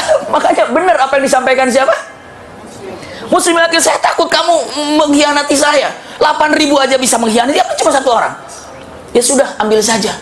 Bengong Muslim bin Aqil saat itu, astagfirullahaladzim, ya, disampaikan Muslim bin Aqil dibunuh. Siapa yang telah membunuh Muslim bin Aqil? Astagfirullahaladzim, dengan cara dinaikkan ke atas. Di atas mungkin seperti orang berdiri di podium atau apa saja. Setelah itu langsung dibunuhnya. Yang membunuh Muslim bin Aqil adalah Bakir ibnu Himran. Na'udzubillah. Bakir ibnu Himran yang membunuh Muslim bin Aqil. Dan bukan hanya sekedar dibunuh, potong lehernya, lemparkan ke kepalanya kemana? Kepalanya kemana? Ubaidah bin Ziyad. Setelah itu kepalanya disimpan di bagian kakinya. Ini kepala, ini kaki, taruh di situ. Jadi kalau ini kaki begini, kepala taruh di situ. Bisa dipahami ya? Setelah itu apa? Sekarang Hani ibnu Urwah masih di apa? Masih menjahit, dikeluarkan. Besok paginya Hani bin Urwah diarak di Kufah. Iya. Lalu jenazah sampingnya adalah jenazah siapa? Muslim bin Aqil dengan kepala terputus. Diarak di sekeliling kota Kufah, muter-muter, dengan mengatakan, siapa yang berani menerima Husain, siapa yang berani membayat Husain, nasibnya begini dan nasibnya begini. Nunjuk kepada Muslim bin Aqil dan nunjuk kepada siapa? Hani ibnu Urwah. Dan Hani ibnu Urwah teriak, ya Syiatu Ali, ya Syiatu Husain, kalian diam saja. Aku adalah pembelanya Ali, aku pembelanya Husain. Kalian diam saja. Bukankah kalian yang telah membaiat Husain? Bukankah kalian yang telah menyuruh Husain datang kemari? Bukankah kalian yang telah menyuruh Husain datang ke sini sehingga mengutus siapa? Muslim bin Aqil. Mana janji kalian? Itu diteriakkan oleh siapa? Oleh Urwah, oleh ibnu Urwah atau Hani ibnu Urwah. Tapi semuanya nggak ada satupun bergerak, hanya nonton. Lalu akhirnya astagfirullahaladzim, Hani ibnu Urwah dibunuh dan digantung di pasar. Termasuk yang namanya Muslim bin Aqil digantung di pasar. Itulah kejadiannya. Jadi kalau ada jenazah digantung seperti itu, dirusak seperti itu, sampai sekarang bisa dilihat oleh orang-orang ISIS yang dilakukannya, itu persis seperti zaman pada waktu itu. Gaya-gaya begitu. Gaya-gayanya demikian. Wah, diangkat sehingga orang pada takut. maka dibuatlah satu kaidah. Apa kaidahnya? Ataupun punten peraturan. Mulai hari ini tidak boleh ada orang yang keluar dari Kufah, dan tidak boleh ada orang yang masuk dari luar menuju Kufah. Semuanya sudah apa? Kurung. Jadi Kufah ini ditutup, dijaga. Dijaga. Maka punten-punten, saat itu Husain dalam perjalanan ini kok ada sedikit apa? Kurang enak. Ada nggak enak? Ada apa? Kata Husain jalan. Maka Husain menyuruh seseorang, orang kepercayaannya adalah Qais ibn Musahir as-Saudawi. Qais as-Saudawi, atau terkenal dengan matakan Qais ibn Sahr as-Saudawi. Ya Qais ibn Sahr as-Saudawi, iya, kamu berangkat ke sana. Kemana? Ke Kufah. Dan bawa suratku ini untuk Muslim bin Aqil. Dikatakan, ya Muslim bin Aqil, aku tinggal hanya beberapa hari lagi sampai ke Kufah. Subhanallah. Bawa oleh Qais, jalan. Begitu sampai ke perbatasan ditangkap. Dibawa suratnya, serahkan ke Ubaidah bin Ziyad, bunuh, gantung di pasar. Husain, mana Qais Saudawi nggak datang? Mana Qais Saudawi nggak datang? Maka begitu kedatangan sudah mulai dekat, Ubaidah bin Ziyad mengutus satu pasukan, jumlahnya tidak terlalu banyak, kurang daripada 1000, dipimpin oleh Hurr bin Yazid Ar-Riyahi At-Tamimi. Iya, Hurr bin Yazid Ar-Riyahi At-Tamimi dikatakan, ya Hurr bin Yazid, engkau adalah pasukan pertama untuk menjemput Husain. Untuk menjemput Husain, pasukan pertama. Dan arahkan Husain mau kemana, dan tolong tanya, interogasi. Baik. Datang, berjalan dari Kufah. Ini sedang berjalan di sini. Subhanallah. Pasukan kedua dipimpin oleh Umar ibn Sa'ad. Punten, Umar ibn Sa'ad ibn Abi Waqqas, Mubasysyirin bil Jannah. Sa'ad bin Waqqas ini adalah Mubasysyirin bil Jannah. Tapi anaknya saat itu adalah pasukan daripada Ubaidah bin Ziyad. Iya, seorang panglima perang. Umar ibn Sa'ad ini dikirim dengan pasukan kedua, dengan membawa kira-kira 4000 pasukan. Jalan di belakangnya, lapisan kedua. Subhanallah. Saya lanjutkan. Dalam perjalanan Husain jumpa dengan seseorang, Farazdak. Farazdak ini adalah syair orang Madinah, atau syair yang terkenal di kota Mekah, Madinah. Datang Farazdak. Farazdak ini baru datang dari Kufah. Jadi sebelum peraturan yang namanya Kufah ini tidak boleh dimasuki oleh orang dari luar dan tidak boleh keluar dari dalam, itu Farazdak sudah keluar. Jadi sudah aman. Farazdak nggak kena hukum itu. Sedang keluar, tiba ketemu dengan siapa? Husain. Assalamualaikum ya ibnu binti Rasulullah. Waalaikumsalam ya syair fa'ul Farazdak. Waalaikumsalam wahai Farazdak. Mau kemana Husain? Aku mau ke Kufah. Ada apa? Ini baiat nih anak orang-orang semua, ribuan untuk berbaiat semuanya. Ya Farazdak, dari mana kamu? Aku dari Kufah. Kebetulan aku ingin tahu bagaimana kabar Kufah. Farazdak belum tahu Muslimin Aqil terbunuh, belum tahu apa terjadi, hanya baru keluar dalam keadaan pada waktu itu memang saat itu ada pembaiatan, hanya Farazdak dengar saja. Keluar, Farazdak kata-kata yang luar biasa. Ya Husain, qulubuhum ma'aka wa suyufuhum ma'ah. Ya Husain, hati mereka bersamamu, tapi pedang mereka bersama mereka. Maksudnya, hatinya bersamamu, tapi pedangnya sama mereka. Maksudnya apa? Hatinya kalah dengan hawa nafsunya. Hatinya tahu ini haram, tapi nafsunya main makan aja. Seperti itu kira-kira. Iya, hatinya tahu ini adalah haram. Pernah nggak ibu bapak melakukan satu kesalahan? Kalau ibu bapak tahu dalam hatinya itu salah, tapi hawa nafsu kekeh untuk melakukan itu. Mungkin nggak itu? Mungkin. Ada satu peraturan, mungkin peraturan. Subhanallah, misalnya kerja dari jam sekian, iya, tapi nggak ada sholat Jumat. Dalam hatinya, aduh nggak enak sholat Jumat. Yang keluar, tapi ini tugas tiap minggu lagi, tiap Jumat nggak Jumatan. Ada keluar sahabat saya dari satu perusahaan yang subhanallah gajinya cukup besar, tapi masalahnya Jumatan nggak bisa. Dia bilang hukumnya, tapi saya ngejaga ini, kok setiap Jumat jaganya? Nah itu dia, nah itu nggak bisa seperti itu. Iya, akhirnya dia keluar, subhanallah, meninggalkan tugas itu. Nah seperti itu kira-kira. Qulubuhum ma'aka ya Husain wa suyufuhum ma'hum. Husain alaihissalam mengatakan, tawakal Allah, ini saya sudah punya catatan, 18.000 orang berbaiat, saya akan nagih janji mereka, karena mereka akan menyerahkan baiatnya kepadaku, dan sungguh dosa kalau aku tidak datang. Kata Farazdak, semoga engkau berada dalam keadaan kebaikan, dan Allah menjaga jalan. Semakin dekat, semakin ketahuan satu pasukan di depan. Ternyata itu adalah pasukan Hurr bin Yazid Ar-Riyahi At-Tamimi. Dikatakan, assalamualaikum ya Husain. Waalaikumsalam.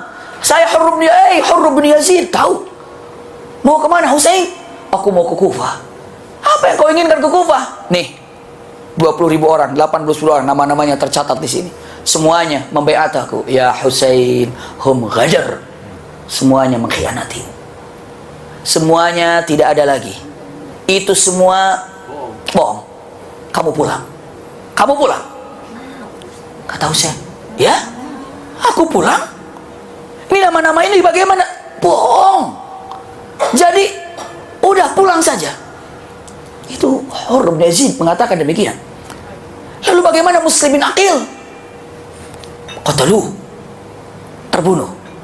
Hani ibnu Urwah terbunuh. Subhanallah. Lalu yang utusanmu Qais As-Saudawi terbunuh. Gubernur yang awal itu juga terbunuh.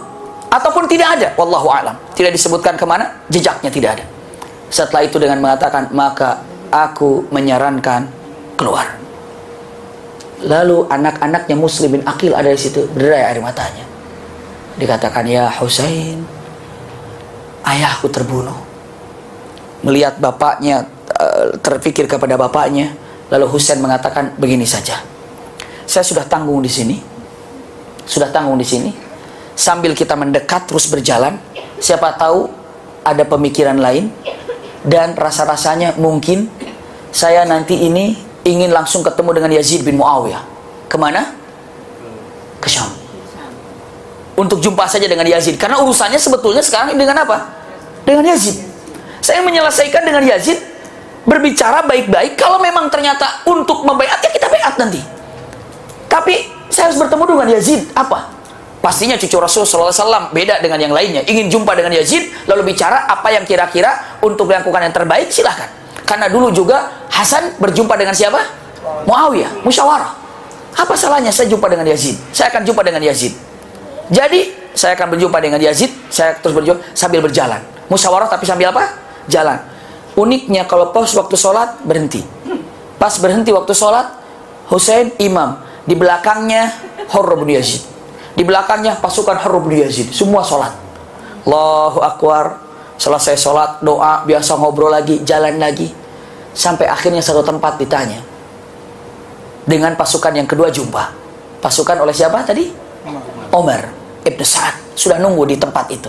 Sedang jalan, ini jalan. Begitu jumpa, kaget. Loh, ada pasukan lagi? Iya, itu penjagaan yang kedua. Ini tempat apa ini? Ini Karbala. Dijawab oleh Husain, Karbala, karbun wa bala. Ini ada kesulitan dan bala. Ini ada kesulitan, karb itu ada kesulitan, atau karb itu masalah besar. Bala, ini bala. Ini adalah bencana. Karbun wa bala, kata Husain. Terus bagaimana ya Husain? Siapa yang ada di sana? Yang di sana adalah siapa? Subhanallah, Umar. Datang, dikatakan Umar bin Sa'ad. Dikatakan, ya Husain, masih ingat aku? Ya, aku ingat engkau Umar bin Sa'ad bin Abu Waqqas. Ada apa ya Umar? Kamu mau kemana? Aku mau ke Kufah. Kalau tidak diizinkan, aku langsung mau menuju ke Yazid bin Muawiyah. Tidak boleh. Tidak boleh. Kenapa? Karena tidak boleh ada yang masuk ke Kufah. Karena sudah diperaturan demikian. Tapi aku ingin datang. Tidak boleh. Jadi apa? Jadi sekarang kamu sudah berada di kawasannya Ubaidah bin Ziyad. Kalau begitu apa? Kamu pulang. Tapi yang disampaikan oleh Ubaidah pun dan oleh Husain mengatakan begini saja. Tolong sampaikan, iya, kepada Ubaidah bin Ziyad, saya ini ingin melakukan 3 poin, pilih saja. Sampaikan 3 ini. 1, izinkan saya menuju ke Syam untuk jumpa dengan siapa? Yazid bin Muawiyah. Kalau tidak diizinkan, saya pergi ke Madinah, balik lagi. Kalau juga tidak diizinkan ke Madinah, izinkan saya pindah kemana saja. Mau diasingkan, diasingkanlah kemana lah. ke tempat yang memang di situ rawan ataupun tempat di mana ardul jihad. Ardul jihad itu tempat di mana peperangan berada. Misalnya sekarang di apa kalau dulu itu diasingkan. Boleh diasingkan. Iya, boleh. 3 pilih. Imma saya berangkat ke mana?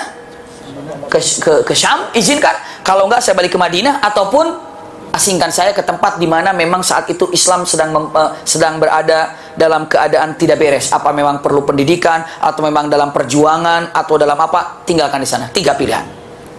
Tolong sampaikan ke Ubaidah bin Ziyad. Datang. Subhanallah, Umar, ini sudah selesai urusan ini. 3 pilihan, gampang. Hurr bin Yazid, ya sudah, gampang kok. Tinggal nanti beli keputusan satu, aman, selesai, tuntas. Tidak ada istilah perang-perang, tidak ada. Ini aman, damai, tentram, biasa datang. Ya Ubaidah bin Ziyad, Husain sudah ada di perbatasan. Dan Husain sekarang meminta 3 pilihan. Pertama, apakah engkau mengizinkan Husain untuk berangkat ke Yazid bin Muawiyah? Kalau tidak mengizinkan, mengizinkankah Husain untuk balik ke Madinah? Kalau tidak mengizinkan, silahkan simpan Husain di tempat mana saja. Kata siapa? Ubaidah bin Ziyad, bagus. Sekarang tolong sampaikan ke Husain, terserah pilih mana saja yang dia mau. Sudah enak jawabannya kan? Terserah pilih mana saja yang dia mau. Mau ke Syam boleh, mau ke Madinah boleh, mau ke tempat pengasingan boleh, pengasingan boleh. Iya. Pengasingan boleh, silakan. Sudah siap, oke semuanya. Tiba-tiba seorang, na'udzubillah, ini otak makar yang ada. Ini otak yang kurang ajarnya. Namanya, beberapa ulama mengatakan Syummar ibn Dzul Jaushan. Ada yang mengatakan Syamur ibn Dzul Jaushan.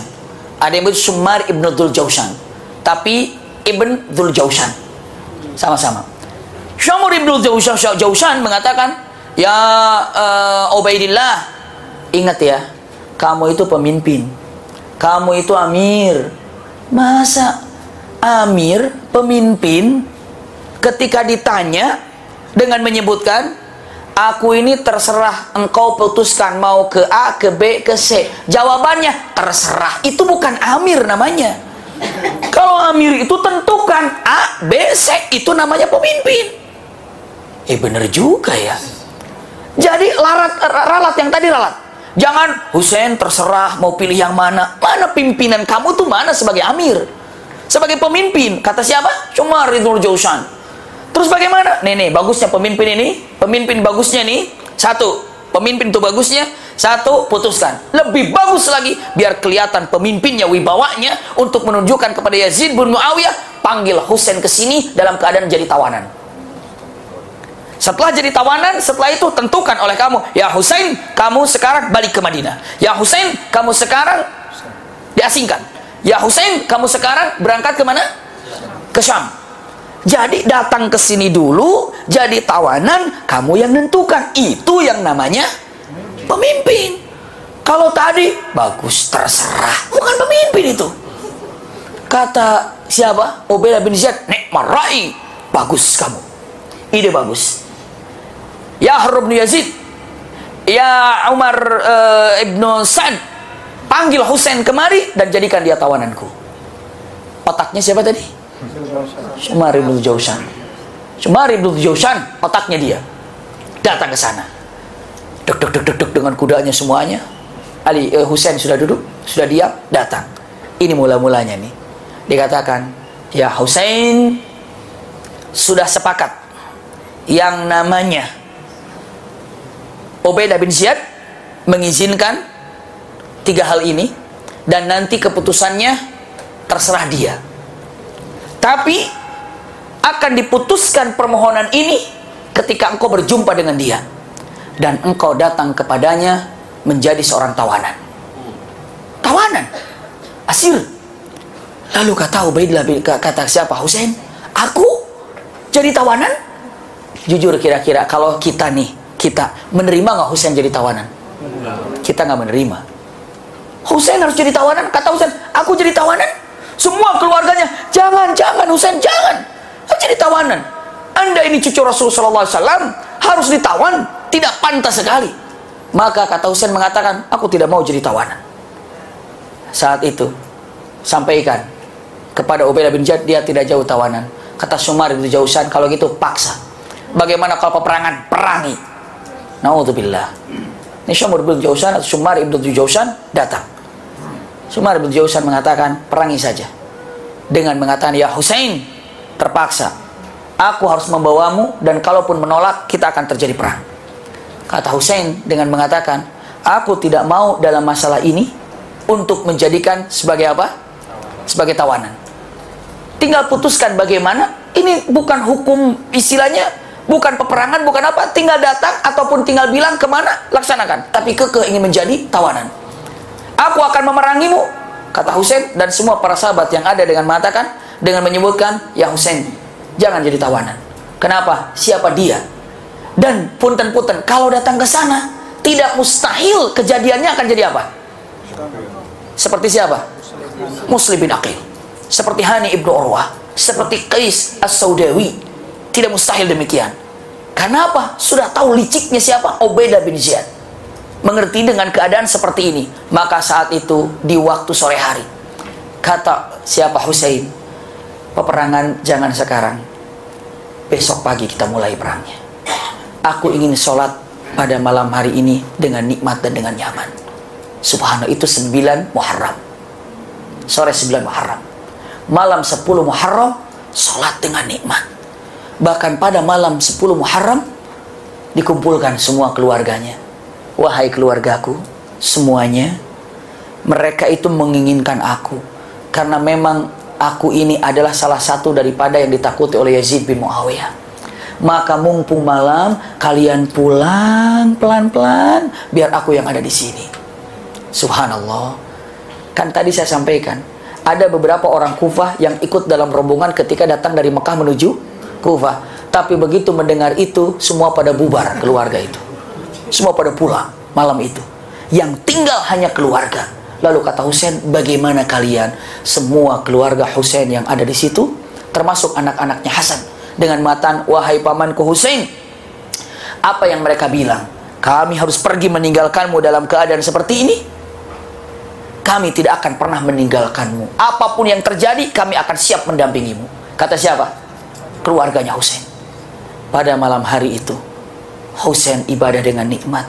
Semua dengan tenang, sejuk. Pagi-pagi menjelang sholat subuh, Husain sudah siap dengan keadaan sholat subuhnya. Baju perangnya sudah siap atau seadanya. Dan pasukan yang kecil ini kira-kira 70 orang sudah siap. Keluarganya. Subhanallah. Perempuan-perempuan yang ada, istrinya Husain, istrinya Hasan, istrinya Ja'far, istrinya, itu di dalam satu tempat di belakang. Dikurung. Karena itu tidak mungkin berperang. Sementara laki-lakinya kurang lebih hanya 20 orang saja. Atau 30 atau 20 keluar. Melawan 4.000. Di pagi hari menjelang matahari terbit siap berperang. Hurr bin Yazid berteriak lari ke hadapan Husain, memeluk Husain. Hurr bin Yazid Ar-Riyahi At-Tamimi, ya Husain, ya Husain, ya Husain, maafkan aku, ya Husain, maafkan aku. Kenapa? Ya Husain, engkau yang telah datang ke sini gara-gara kami. Aku dan kami yang menulis membaiatmu ternyata datang kemari begini kejadiannya. Ini salah kami, Husain, maafkan aku. Termasuk aku juga yang menulis di situ, maafkan aku Husain, maafkan aku Husain. Aku tadi sholat subuh, begitu tasyahud, asyhadu an la ilaha illallah, selanjutnya apa? Shalli ala Sayyidina Muhammad wa ala ali Muhammad. Bersolawat untuk Nabi Muhammad dan keluarga Muhammad. Saya kaget. Solawat untuk keluarga Muhammad, lalu pagi hari ini memeranginya. Subhanallah. Maka aku sadar, aku peluk kamu Husain, dan aku tidak akan pernah melepaskan kamu sebelum engkau maafkan aku. Kata Husain, aku maafkan. Dan aku pun tidak akan pernah bisa melepaskan kamu, kalaupun sudah memaafkan aku, kecuali engkau telah minta ampunkan kepada Allah untuk aku. Dijawab, ya Allah, ampuni Hurr bin Yazid Ar-Riyahi At-Tamimi. Ya Husain, subhanallah, maafkan aku. Ya, anta hurrun bid dunya bil akhirah. Ya Hurr bin Yazid, kamu itu bebas di dunia dari kesulitan dan bebas di akhirat dari api neraka. Kata Husain. Sebelum peperangan dimulai, Begitu siapa perangan dimulai, kata Hurr bin Yazid, ya Husain, izinkan aku yang maju paling depan. Kenapa? Karena aku tidak ridho kalau ada apa-apa yang terjadi kepada keluarga Rasulullah. Di situ ada siapa? Umar. Ya Hurr bin Yazid, kenapa jadi di sana? Subhanallah. Kata Hurr bin Yazid, ya Umar, aku memang diperintahkan oleh pimpinan, tapi aku menggunakan iman sehingga imanku bersama keluarga Rasulullah. Subhanallah. Tapi aku diancam oleh mereka dengan keluargaku. Ini liciknya Ubaidah bin Ziyad. Kalau kamu tidak taat, istrimu dipenggal, anakmu dipenggal. Demikian. Lalu kata Hurr bin Yazid, aku tidak peduli itu semuanya. Aku berada di pasukan ini. Kita perang. Subhanallah. Kata Umar, ya kita mulai, berarti kamu di pihak sana. Iya. Tapi sayang, punten, pasukan Hurr bin Yazid tidak ada yang pindah ke sana. Yang ke sana cuma pimpinannya aja. Astagfirullah. Lihat, saya lanjutkan ini. Saat itu Hurr bin Yazid maju ke depan. Sebelum maju ke depan, melirik ke belakang, mengatakan, ya Husain, mau'iduna inda haudin Nabi. Ya Husain, kita janjian di telaga Rasul nanti. Subhanallah. Maju Hurr bin Yazid, dan yang pertama wafat adalah Hurr bin Yazid Ar-Riyahi At-Tamimi. Setelah itu keluarganya Rasul maju ke depan, semuanya melindungi Husain, karena tahu kalau sesungguhnya yang sekarang diinginkan itu adalah siapa? Husain. Diperangi, duduk subhan di depan Husain, di depan Husain. Semua kalau bertemu dengan orang-orang keluarga Rasul gampang terbunuh, gampang terbunuh, gampang terbunuh. Tapi kalau sudah berhadapan dengan Husain, tidak ada satupun yang berani memukulkan pedangnya. Karena apa? Ini kan cucu Rasulullah.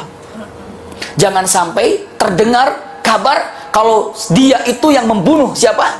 Cucunya Rasulullah. Begitu diam, begitu angkat diam. Subhanallah, berkeliling saja.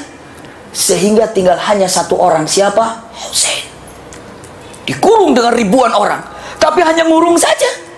Kenapa? Nggak berani. Husain berada, pedang terang, tapi cuma main pedang aja. Iya, tapi kenapa? Tidak ada yang berani memukulkannya. Kenapa? Ini Husain. Tidak mau darahnya Husain karena pedangnya dia. Disitulah Syumar ibn Jausan berteriak, wahai hakum, celaka kalian semuanya.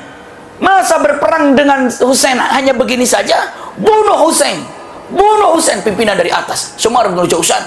Maka saat itu seorang laki-laki, naudzubillah, yang berani pertama kali memukulkan pedangnya kepada siapa? Husain. Sunan Ibnu Abbas An-Nakhari, punten, Sunan Ibn Anas An-Nakhari.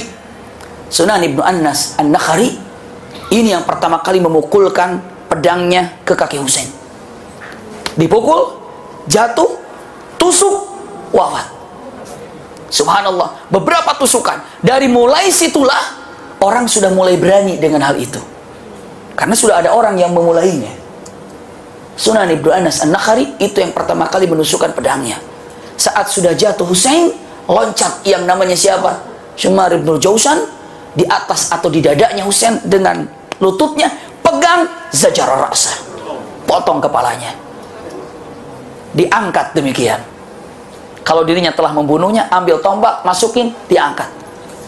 Ini kepala Husain sudah kami tangkap dan kita akan setorkan kepada Ubaidah bin Ziyad. Na'udzubillah. Itu kejadiannya.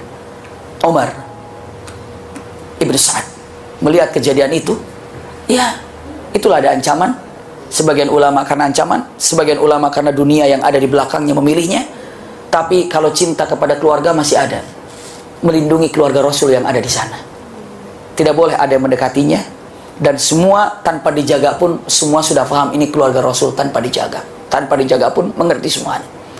Semua keluarga Rasul Shallallahu Alaihi Wasallam di perang ini wafat.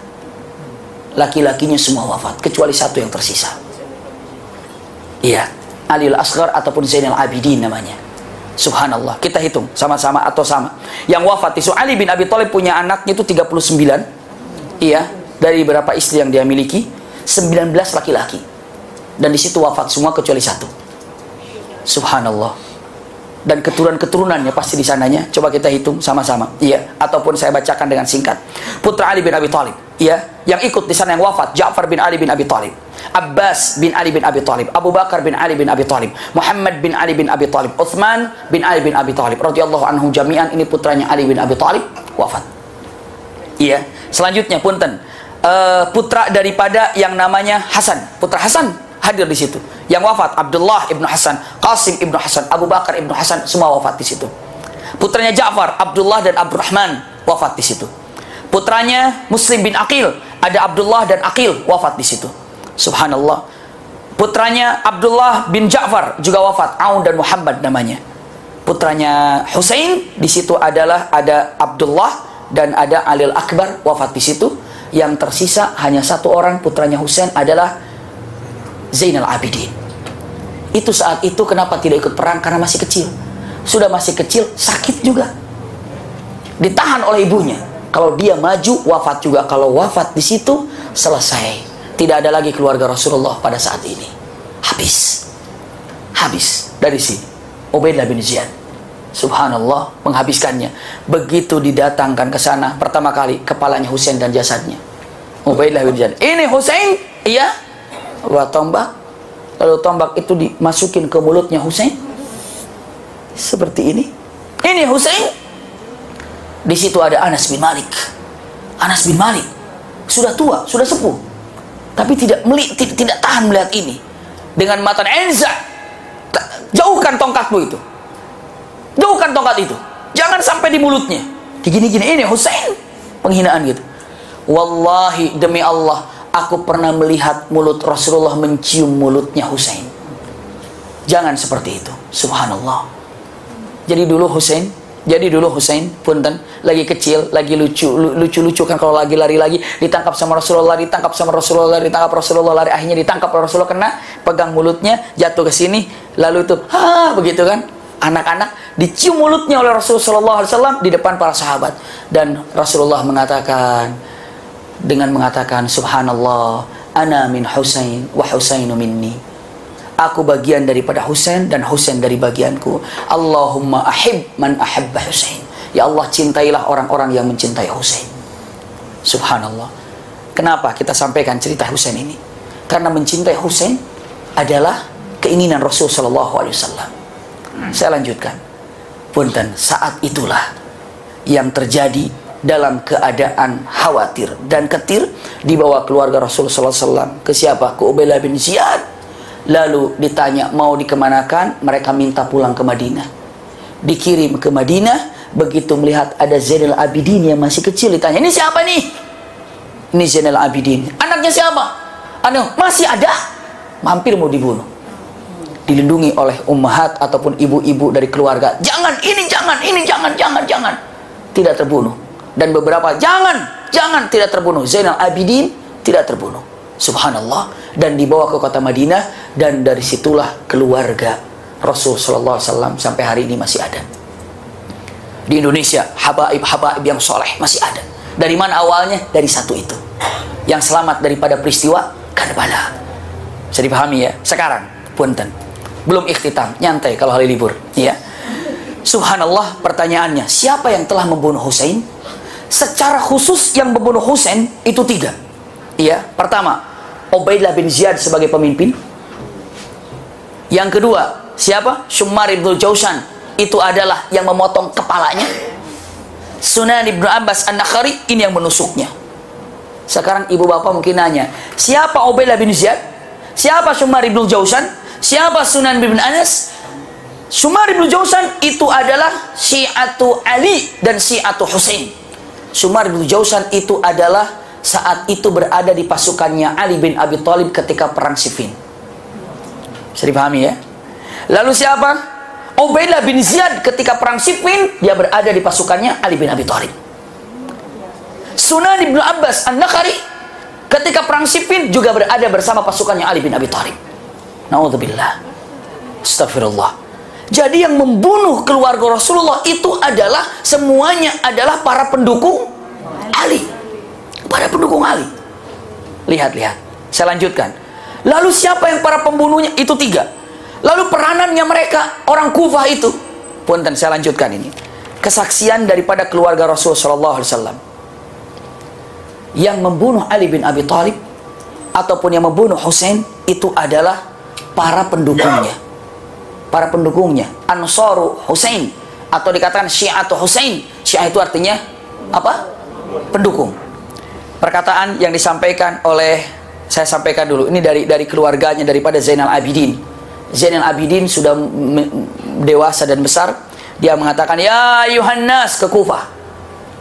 Ya Yuhannas, wahai orang-orang Kufah, nasyadtukum billah, aku tanya kepada kalian demi Allah, hal ta'lamuna annakum katabtum ila abi, apakah kalian tahu bahwa kalian ini yang menulis surat kepada ayahku untuk membaiatnya dan untuk mendatangkan bapakku ke sini, wa khada'tumuh, dan kalian yang telah menipunya, telah mengingkari janjinya, wa ataitumuhul bai'ah wal mitsaq wal aqd wa qataltumuh, dan anda yang telah membaiatnya dan memanggil Husain datang kemari, begitu datang kalian yang telah membunuhnya.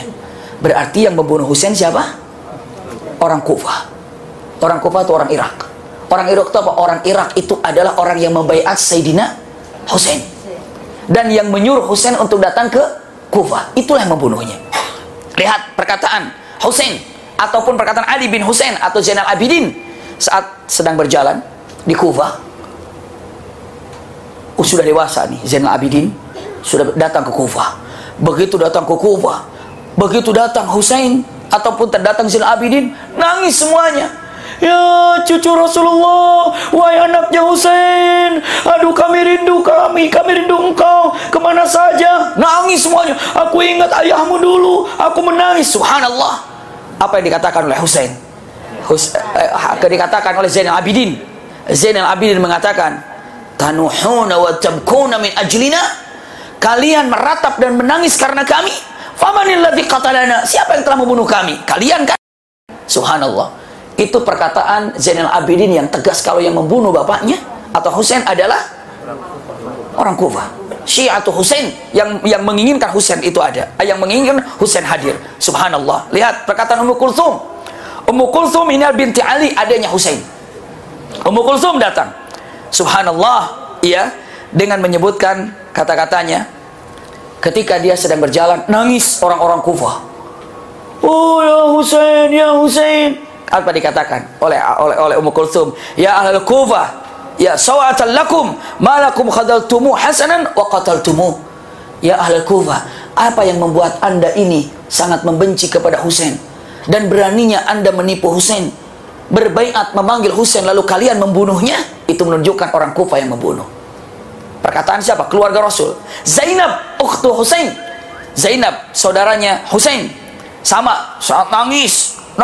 Pokoknya kalau kelihatan keluarga Rasul nangis, kelihatan keluarga Rasul nangis. Kenapa? Aduh, ingat sama Husain, saya ingat keluarga Rasul saat itu, bla bla bla segala macam.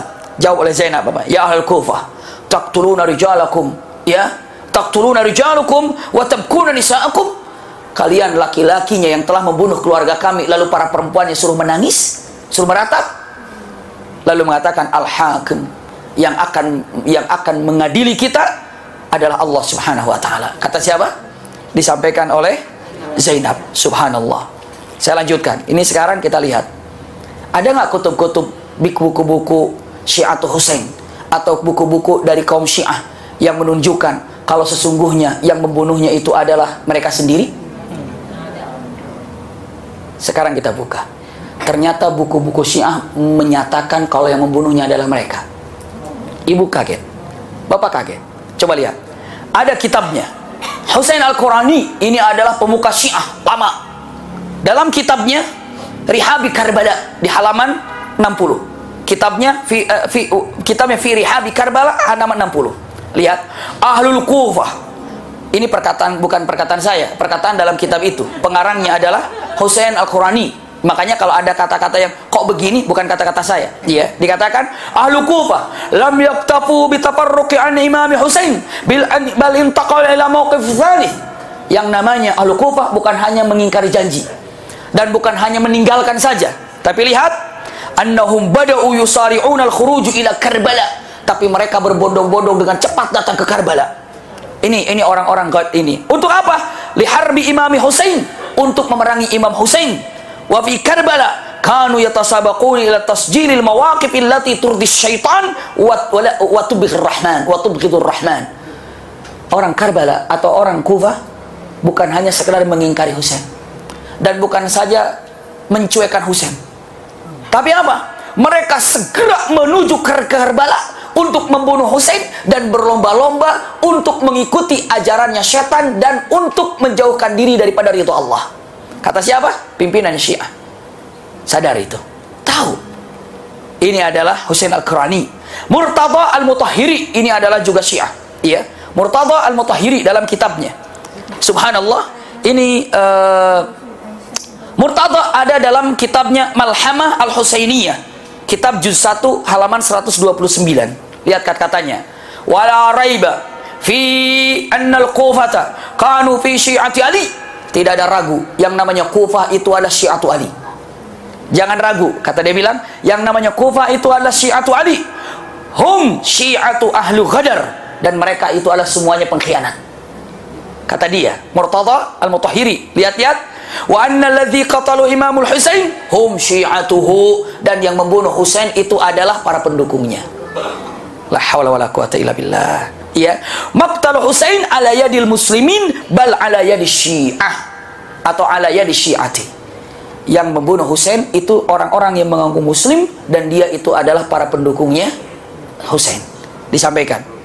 Selanjutnya ada lagi, ini saya tulis beberapa kata-kata ya, dengan mengatakan Husain Ibnu Ahmad Al-Buraqi dalam kitabnya Kitabut Tarikhul Kufah di halaman 113 dia mengatakan wa mimma nuqimu ala ahli Kufah annahum ta'nu Husain ya bin Ali bin putan ala anahu ta'an Hasan bin Ali bin Abi Thalib wa qatala Husain alaihissalam ba'da an istad'u. Jadi ahli Kufah ini yang telah menyakiti Hasan ataupun yang telah banyak menyakiti Hasan, selanjutnya juga yang telah membunuh Husain setelah dia memanggilnya.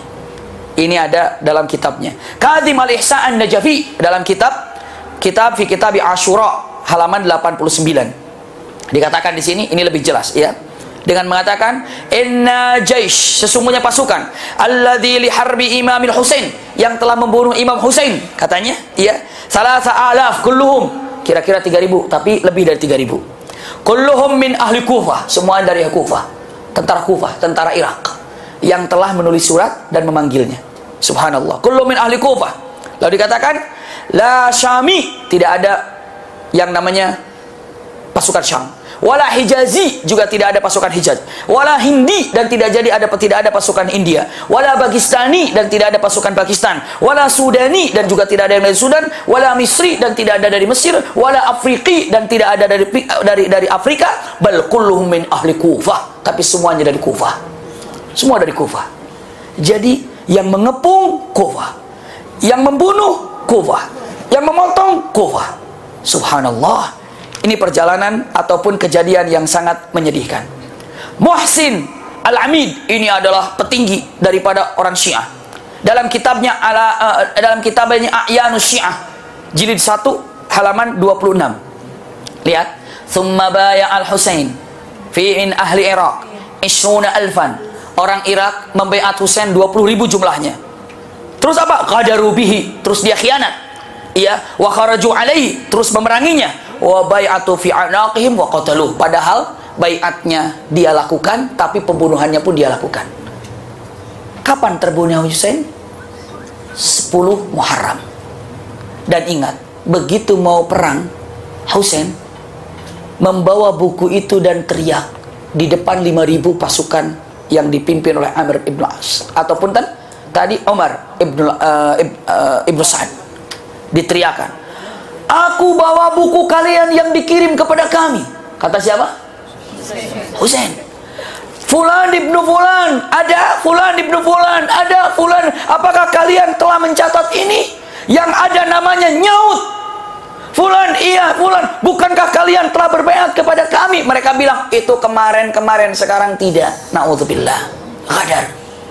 10 Muharram terbunuh Husain. 4 tahun setelah terbunuhnya atau wafatnya atau syahidnya Husain, beberapa orang memikir dan menyesali terhadap kejadian itu. Maka dibentuklah yang namanya pasukan Jaisyut Tawabin. Namanya adalah pasukan taubat. Pasukan taubat diceritakannya. Iya. Dipimpin oleh siapa? Sulaiman ibn Surad dan Mukhtar ibn Abi dengan Mukhtar ibn Abi Ubaid. Dua pimpinan ini. Yang satu adalah Sulaiman ibn Surad, Yang kedua adalah Mukhtar ibn Abi Ubaid. Dia ini marah karena dia telah menyesali, kenapa dulu kita ini apa? Khianat, membiarkan Husain. Kenapa dulu? Kenapa dulu? Maka dengan 4.000 pasukan ini kumpul menyerang Ubaidah bin Ziyad, terbunuhlah Ubaidah bin Ziyad.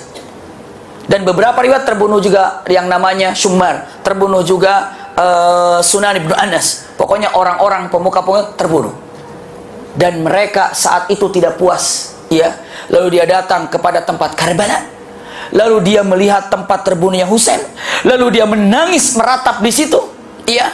Penyesalan yang ada. Saat itu dia ini saking sakit hatinya, dia bermandikan debu di mana sempat Husain dibunuh. Lalu dia debu itu ditampar-tampar ke wajahnya. Lalu dia tampar-tampar wajahnya. Lalu dia tampar-tampar dadanya. Lalu dia tidak puas, batu didepuk-depuknya. Sampai hari ini kalau lihat di kejadian 10 Muharram Karbala, banyak orang yang melakukan ini. Yang pertama kali melakukan ini Mukhtar ibn Abi Ubaid. Takbir namanya. Sampai sekarang prak pakai apa tuh? Pedang, berdarah, pakai paku semuanya. Subhanallah. Kenapa demikian? Dengan mengatakan ini adalah penyesalan yang ada. Punten-punten. Dalam Islam boleh seperti itu?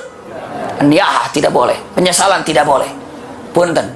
Mereka yang membunuh, mereka yang mengkhianati, mereka yang membuka kesempatan untuk dibunuhnya Husain, mereka yang menyesal, lalu mereka sekarang yang mencari siapa yang salah, membabi buta kesalahannya. Iya, mereka yang membunuh keluarga Rasul, tapi mereka sekarang mengakui orang yang paling mencintai keluarga Rasul. Padahal, punten, mereka sekarang, ya laitani kuntu ma'hum afuzuma, ya alangkah indahnya kalau aku saat waktu Karbala hadir bersama mereka. Maksudnya apa? Ingin membela apa? Husain. Alangkah bagusnya kalau waktu peristiwa itu aku bersama Husain. Aku bersama Husain. Alangkah indahnya kalau pas kejadian itu aku bersama Husain. Itu yang dikatakannya. Ya laitani kuntu ma'hum jebrek. Ya laitani kuntu jebrek. Ya laitani kuntu ma'hum. Subhanallah, sambil dipukul-pukul. Punten-punten. Kata perkataan para alim ulama, demi Allah kalau seandainya pun mereka saat itu hadir di Karbala, mereka akan terdiam dan nonton, bahkan mengepung Husain. Iya. Dia hanya bicara saja, hanya omongan saja. Dia tidak akan ada yang benar perkataannya. Subhanallah, itu bahaya sekali. Ya Allah, tadi kuntum cepat sampai ditampar ke sini kemari, ke sana kemari. Dan akhirnya saking dia ini membabi buta, dia yang membunuh, lalu dia yang telah menghancurkan keluarga Nabi, dan dia yang telah menghabiskan keluarga Nabi. Tapi sampai saat ini dia mengaku orang golongan yang paling mencintai keluarga Nabi. Padahal apa? Itu sejarah yang ada, hak adanya. Lalu dia cari kesalahan-kesalahan untuk melampiaskan kesalahannya. Maka dilampiaskan kepada Abu Bakar, kepada Umar, kepada Uthman, kepada Siti Aisyah, kepada istri-istri Nabi, kepada semua para sahabat, dengan mengatakan semua para sahabat setelah Rasulullah wafat murtad. Abu Bakar, Umar ahli neraka. Kalau namanya setan nanti masuk nerakanya setelah kiamat. Tapi kalau Abu Bakar sama Umar sekarang sudah digantung di neraka. Na'udzubillah. Itu ajarannya sudah kacau, sudah tidak ada dalam syariat yang ada. Sudah tidak ada. Na'udzubillah tsumma na'udzubillah. Itu membabi buta. Misalnya gini nih, contoh-contoh ini contoh yang mudah saja. Ada satu keluarga, misalnya, ini contoh yang paling mudah. Ini gimana untuk ibu renungi saja. Satu keluarga sama bapak renungi, anaknya sakit. Kata ibunya, Pak, ini anak gimana sakit ya Pak ya? Bawa ke dokter, ini antar aja dulu lah. Biasa aja kok sakit begini. Ke dokter jangan dulu lah. Ke dokter jangan dulu lah. Terlambat ke dokter, begitu datang ke dokter di perjalanan meninggal. Begitu wafat, nyesal nggak kira-kira? Agar tidak mau disalahkan, dia bilang, aku ini sangat mencintai anak. Dok, apa sih penyakitnya dok? Pengen tahu. Ini dari perut negaranya. Ini perutnya atau mahnya kumat sampai begitu mendesak segala macam. Ini gara-garanya sih dicek sih gara-gara makan ini. Yang masem-masem ini. Iya mah, anak ini kemarin-kemarin makan rujak tuh. Ini yang salah tukang rujak ini. Ngapain jualan di sini nih? Panggil tukang rujak. Kamu yang telah membunuh anak saya ini. Tukang rujak ini. Dia bilang, aku sih jualan rujak. Tadinya aku nggak mau ke sini. Iya. Terus kenapa? Karena ini satpam suruh masuk sini. Ini satpam salah, sini. Kenapa masukin tukang rujak sini? Sekarang ada dua, satpam sama tukang rujak ditangkap. Ini satpam salah, tukang rujak salah. Ya lagian aku nggak ada lagi nih. Tadinya aku kerja di satu perusahaan terus di PHK. Nih, si bos yang itu yang PHK kamu salah. Panggil bosnya. Sekarang udah 3 yang salah. Kacau kan?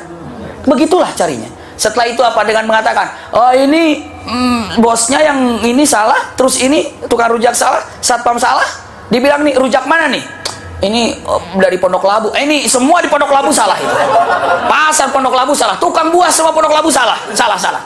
Ini buah apa? Buah Indramayu. Tuh di Indramayu semua salah. Oh, orang Indramayu itu salah. Pembunuh anak saya. Orang Indramayu. Pembunuh anak saya. Yang di Pondok Pasar Labu. Pembunuh anak saya. Satpam. Pembunuh anak saya. Siapa lagi? Tukang apa? Tukang rujak. Pembunuh anak saya. Yang mem-PHK tukang rujak. Ayo, kumaha? Bingung kan? Membabi buta semua ke sana sampai dibilang dengan mengatakan apa? Siti Aisyah berzina. Kacau. Sampai disebutkan lagi naudzubillah tsumma naudzubillah dengan kenyataan-kenyataan Quran yang sekarang tidak lengkap. La haula wala quwata illa billah. Siti Aisyah itu adalah kafir. Kafirnya setelah memerangi Ali bin Abi Thalib. Pokoknya liar. Semua alasan-alasannya kalau ditanya mereka, usikum wa iyaya nafsi bi taqwallah, pasti mereka jawabannya muter. Misalnya gini nih. Ini kalau ditanya misalnya, Abi Maki, dari Cinere ke sini macet nggak? Ibu pengen punya jawaban macet atau tidak, itu kan? Saya cukup dengan puas macet, ibu selesai jawaban. Tidak macet, tuntas. Ini kalau si An ditanya ini, Cinere macet nggak kemarin? Sebetulnya sih jalannya udah lebar ya. Terus itu namanya polisi sudah ada. Terus cuacanya bagus. Saya mau nanya macet apa? Sebentar. Jalannya itu dia muter aja. Muter, itulah pertanyaan yang akan ditanyakan. Dia akan muter jawabannya. Punten, bukan apa-apa. Karena mereka tidak mau untuk diketahui kesalahannya. Kalau sudah tahu kesalahannya, itu seperti pancing yang masuk dalam perut ikan ke dalamnya, itu nggak bisa lepas. Ini pancingnya nyangkut di dalam, dia nggak bisa lepas. Kalau sudah menjawab salah, itu bisa terus dikejar dan dia akan makin berantakan. Makanya rumus yang dia punya takiyah. Takiyah itu apa? Bunglon ataupun berbohong. Seolah paling ngeri sekali. Ini saja sudah nyata sekarang. Yang pertama kali mengkhianati Husain mereka. Lalu mereka yang paling heboh menangisinya. Agar mereka mengatakan kami pencinta keluarga Rasul. Padahal mereka yang pertama kali demikian. Demi Allah, para ulama, seandainya mereka punya kesempatan untuk membunuh keluarga Rasul yang ada sekarang, mereka akan melakukannya. Kenapa? Itulah perilaku mereka. Naudzubillah. Tsumma naudzubillah. Jadi usikum iyaya nafsi bi taqwallah. Ini syubhat yang sudah menyebar kemana-mana. Namun saya sampaikan, sejarah ini bukan untuk apa-apa, tapi untuk mengetahui inilah demi kecintaan kepada keluarga siapa? Rasulullah SAW, Husain. Dan kita yakin dengan seyakin-yakinnya kalau Husain berada di sorga, Hasan berada di sorga. Mudah-mudahan dengan pelajaran singkat ini kita bisa dikumpulkan oleh Allah Subhanahu wa taala bersama Hasan dan Husain. Kenapa? Karena tidak ada yang membahagiakan kecuali kita berkumpul di sorga bersama orang-orang yang sangat mencintai Allah dan Allah mencintai mereka. Semoga kita bisa berkumpul di sorga Firdausil A'la bersama orang-orang yang soleh dan solehin dan solehat. Ini dapat saya sampaikan tentang peristiwa Karbala. Mohon maaf apabila banyak kekurangan, mungkin banyak beberapa hal yang tidak sempat disampaikan. Namun insya Allah dengan secara garis besarnya demikian kejadiannya. Mohon maaf sekali lagi. Syukran lakum minni al-hubbu wa du'a. Wassalamualaikum warahmatullahi wabarakatuh.